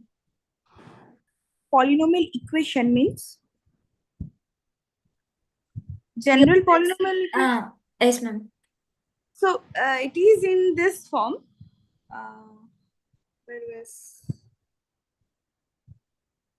Yeah, it is in this form. I mean, multiplication of x power some exponent with some coefficient.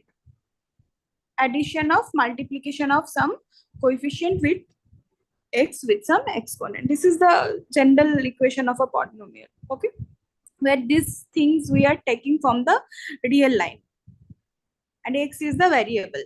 Okay, and the exponent is a natural number. Okay. Yes, ma'am. Thank you. Ma'am, I have a doubt in finding the number of turning points in the graph. Okay. So again, what I said, turning points mean when we are turning. That means from increasing to decreasing or from decreasing to increasing, right? So whenever you will have any graph, you have to just calculate the points at where the graph is changing its nature. Just for example, this point. This is a turning point, right? This is another turning point. This is another turning point. This is another turning point, and so on. Okay. Excuse me, ma'am. Hello. Yes. Ma'am, one question regarding to turning points only. It is in graded assignment 6, question number 10. Okay. This is the graph I was not being able to figure out because Okay, you just paste your question. please Okay, somebody. we will end today's session with week 4. Then probably I will try to schedule a session on Monday from week 5 to 9. Okay. Okay, ma'am. Around what time, ma'am? Same time, 8 to 10. Okay. Ma'am, what is turning point? Turning point is that point at which the function or the curve is changing its nature. That means from increasing to decreasing or from decreasing to increasing. Okay. Ma'am, will you provide that link in calendar, ma'am? Monday. Yeah. Okay. If it is fixed, then I will put the link in the calendar. You can check it. Okay. Will you send these Ma'am, notes? can you open that graph again? Yeah, sure. Yeah, I will send the notes after the class. This graph or the previous one? Ma'am, the last graph which we were discussing. In the chat box. Yeah.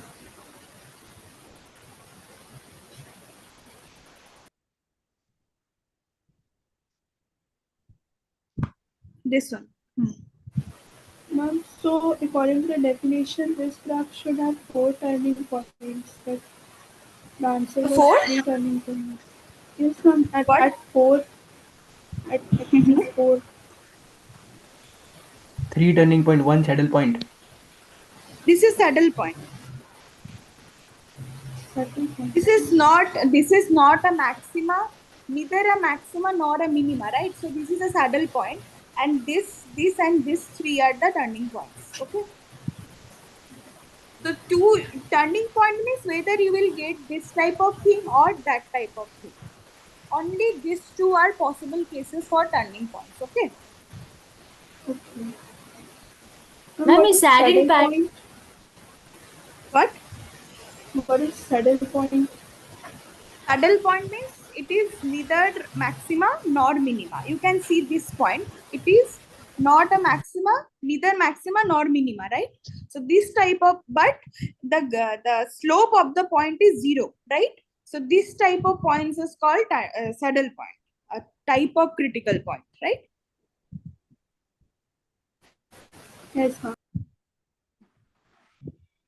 And ma'am, Yes. I wanted a guidance to help Raghav from week 3.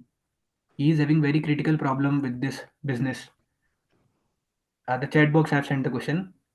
He sells so many things, but his maximum profit is something which I wasn't able to find out. Yeah, this one. Raghav is having very problems. Okay. I thought Raghav is one of your classmates. Yes, ma'am, But same. what can be the serious problem one of your Even I classmates think is facing with? His friend only, ma'am. Raghav is neighborhood. Ma'am, he confused with, I think, his business model. I just wanted the guidance because I've spent something 1 to 2 hours with this question. Okay. That's a hilarious time, by the way. Okay, let us check. Okay, so he sells this number of packets this each day. Okay, so rupees is this and number of packet is this. That means we can calculate the rupees. That means the price for each packet, right? Which will be 20,000 by 2,000.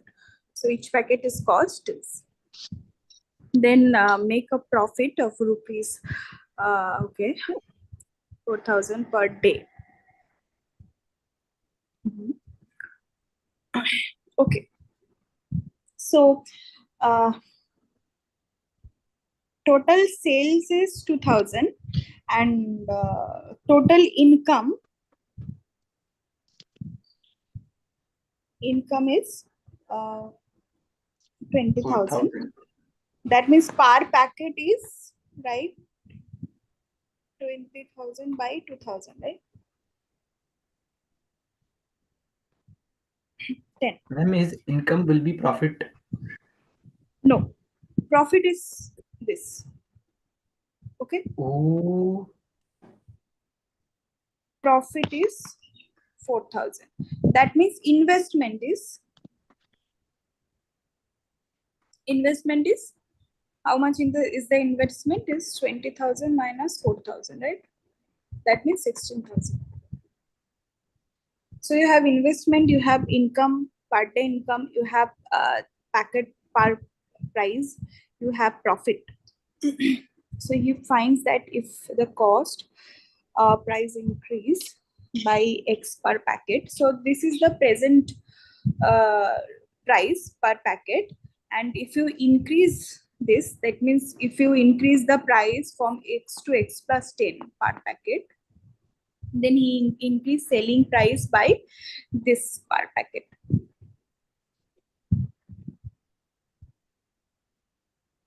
Okay.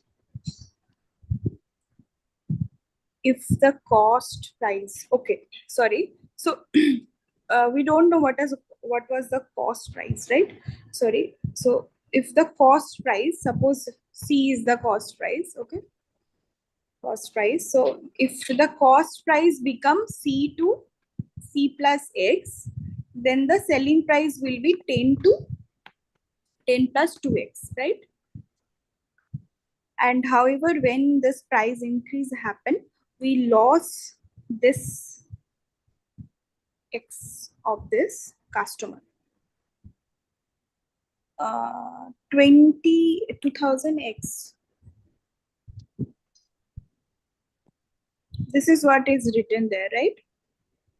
So first, the number of customer. Okay.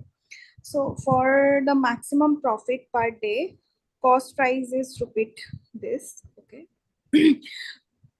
So using this data, basically you have to form this problem with a parabola, right? So maybe you have to use some profit loss formula for that. So let me just recall what was the formula. How did you try the problem? I tried it 15 pages. No. Okay. I want the method. So I What was your assumed approach? that this 2000 packets of bread he is selling, Yeah. and he's getting, I mean, this 2000. I just made the equation. एक minute. I'll just find it out.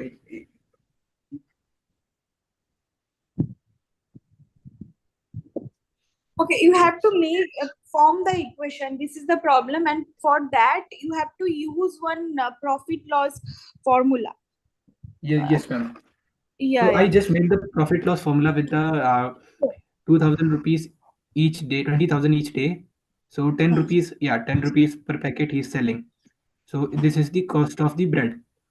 So 10 into something X, 20,000, and selling price and cost price I was searching for. So his profit is 4,000. So 4,000 is equal to selling minus cost. And Selling minus cost. This is the profit. So the So we selling have price is both selling price and cost price, and selling for price is the X, and the cost price is 10 rupees, and selling price is 12 and cost is 10. And with this two I had made equation which was not working. मिल नहीं रहा है, खो गया बेचारा पेजों में ही। कहाँ गया?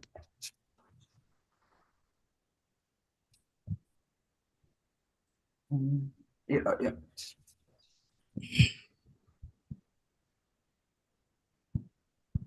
Raghav is lost in my notebook. I'll just find it. Actually, we are waiting. Like we can finish the revision. Finally, taking this doubts, ma'am. Yeah. Yes. Because We can 11 o'clock, we are pending with another 2 weeks. With yeah. No. We will not continue with another 2 weeks. This is the last question.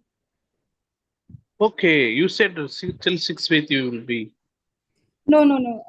It will be also like hectic for you too. So. Oh, okay. That's what I'm waiting for. Okay. Is No, there any we question can. for? Okay, ma'am. Is there any your question come up with the fourth week of this polynomial graph question, or will be for in exam point of view? Yeah. So typically, one thing to inform you that you can expect 1 to 2 questions from your week 1 to week 4. Okay. Okay. 1 to 2 questions from the whole week 1 to week 4 portion. Okay. Yeah, you can expect something using the polynomial. I mean, you can have the question to calculate the graph or to calculate the end behavior of the polynomial. So this type of question, and using some parabola logical, like you can have this type of question which I solved. Okay. Which one? Like throughout the session. Okay, that's 2ax plus b. Yeah. So this type of question you can expect. Okay. Yeah, ma'am. Okay, if you want, Please send this notebooks, ma'am. Yeah. I will share this notebook. Okay, just wait for some time. Let me just share this. Then I will pick it. Just wait for some time. Let me share the note first. Okay, ma'am. Take time. So, on Tuesday class, will you take or someone? Tuesday class, maybe Samiksha will take. It is not fixed yet, but probably Samiksha will take. Otherwise, I will try to schedule one class on Monday because we have to Okay. cover this type of thing. Yeah. That would be better, ma'am, because on Tuesday is supposed to rush the class, so that better we'll have splitting the class too. Mm-hmm. Yes.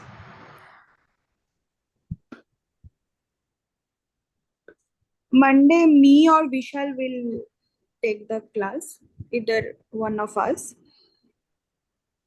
From week 5, right? Yes, from week But 5. make sure to send the link in calendar, ma'am. I will set the link. If the class is still now, I'm not sure about whether it is possible or not. But if it is possible, I will mention that note and link there in the calendar. Ma'am, Yes. ma'am, what did you say? What did you say just now that 2 questions are confirmed from week 4? What were those 2 questions?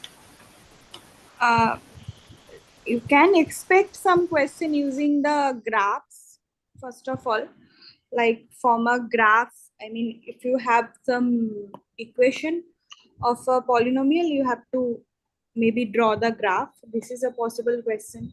Second thing is you may have to sometime calculate the degree or the end behavior, this type of thing. Okay, ma'am. Yeah. So you will not get anything beyond what I taught you. So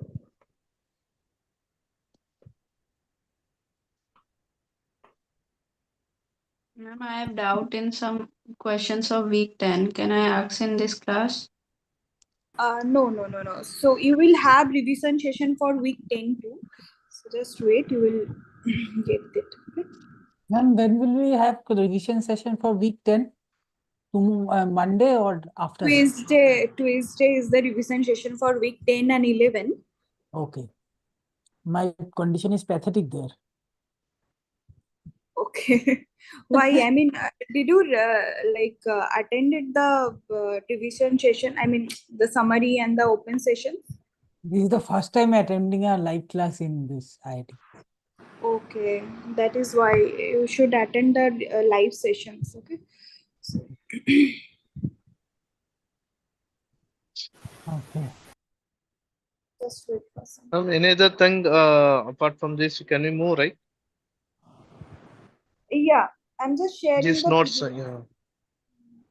It is taking some time to generate the PDF actually. That is why It's okay, ma'am. If it is in a supplementary calendar also, you can upload. There is an option if you have.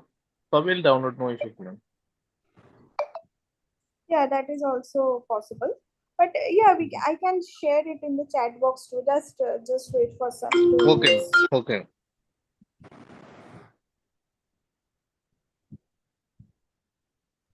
Ma'am, are you continuing the class onwards? Some after breaks? No. Let us not continue more than that. It is also being difficult for me. Ma'am, have you had dinner or not? From here. So same Just, condition. Like whatever condition is yours, the same is for yes, mine. okay. Because all your dinner will become cold now, no hot. I have to cook No, first. My family is calling me and scolding me. How much time? You're not coming for dinner. Long time. Same You still were situation, ma'am. lucky. You have Same. this. This is, yeah, they're cursing You me. have to What are first you doing, cook, Shillo? then I can have my dinner. Ma'am, then you are gonna cook breakfast, I think. Madhav, this is because of you. I think you are totally Oh, ruined the session, man. Simply you are asking many questions. I was not only the one person who was asking, okay? Simply, yeah. They were all of many people. So Yes. this Raghav problem, I have sent my rough notebook. Just an overview. We don't want a No, whole it's solution. fine. I also want you to ask question during the session. I want the Yeah. interactive session. So it's Yes, good to ma'am. ask the But question. don't worry, Madhav, Madhav, both are same, synonym kind of rhyming. So don't worry, that question will not come, Madhav. Raghav will not come in your the end up. Seriously, don't worry. Yeah, Choti that Bhai ka is naam bhi why. Raghav. I promise. Raghav will not come in end up. Yeah, can you check now? I pasted the PDF.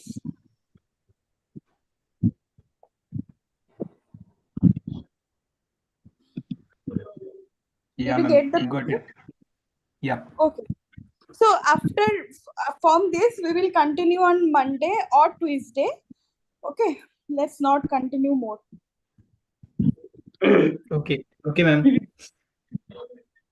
Thank you, ma'am. Welcome.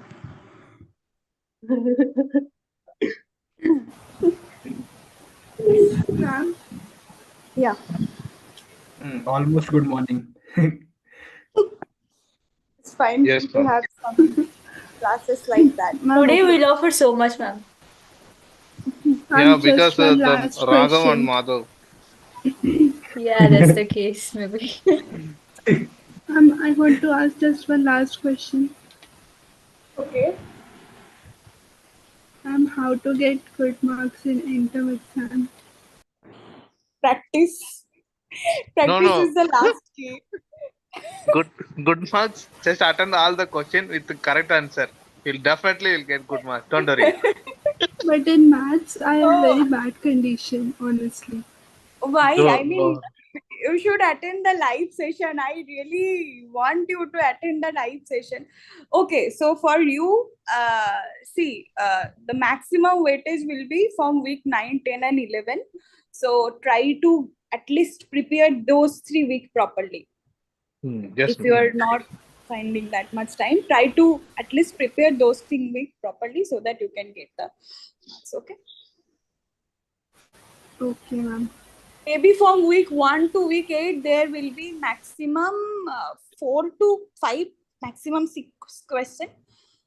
But rest of the questions will be from week 9 to 11, especially from graph theory. So, total how many questions we can expect out of 50 marks? So, 12 to 13 questions. 13 questions, right? Yeah. So most weightage will be from week 10 and 11. Ma'am, one question. Okay. The thing is that the date timings written in the calendar are different from the timings you take the classes. So how do we know when is the time of the class? No, when? Like the timing is same. No, man. No, Today we started late, right? So he's asking that. Okay, Today only it is happened. because yeah, today only it's happened, and I also updated the time later from 8 to 8:20 because of some, like, the host was not available for at 8, so we got late today. Okay, so But Monday it will be on 8, Tuesday it will be if on yeah, most probably evening, yeah, right? yeah, yes, 8 to 10. Ma'am, did you heard the one news, ma'am? If you get CGPA greater than or 80%, like 8, is there a offline BS degree in MTech, I No, no. think. That is for after 2 years diploma. BSc, you can get the offline campus courses. That is different. But we should maintain from starting, na? Yes, yes. That is obvious. But not for you, ma'am. This is inappropriate to you. Because that, yes. Okay, If ma'am, someone what is gets the weightage of this graded assignment, quiz 1, quiz 2, and in-term exam in totality? Yeah, totally. So all the exams are of 50 marks, na? Total you have 150 marks, right? Yeah. So there is a weightage for quiz 1, quiz 2, quiz 1 for Yeah. 0.2 and quiz 2 is 0.3 and end of 0.4 plus Yeah. graded assignment 0.1. Credits are different, but we will include all the quizzes. Ma'am, graded assignment is best 10% weightage. best of 5 they will take 10% weightage, or all the No, 12? no. Out of 11, 10 weeks best. So they'll Best 10. mark us. Yeah. They'll consider to 10% weightage. Actually, And, when I gave the exam quiz 2, I was so focused in quiz 2 that after that I did not feel like studying. So I failed in the week 10. I got 39 marks. So I am pretty, Don't doubtful. worry, don't worry. Failed is in graded assignment. Yeah, in the graded. Okay, so you like they will pick top 10, na? So you need Mhm. not to be worried about it. Ma'am, one doubt, ma'am. Is it same I for failed. all chapters, all I syllabus, ma'am? Yeah, end term is including all the syllabus, but No, ma'am. What I mean is the weightage, ma'am. From week 9 to 11, the yeah, weightage that is more, right, ma'am? Is it in maths or yeah. all subjects, ma'am? I cannot say about all subject, but it should be the same. But I cannot guarantee it, right? Okay. Can only say about maths. And ma'am, if someone gets ill in the end term, if he's not able to go to exam, Then then maybe he or she have to extend it for the next. I'm not sure about it. तबीयत बहुत खराब है, मैं तो नहीं जा पाऊंगा and term में फिर तो। Who is the Raghav or what? Madhav.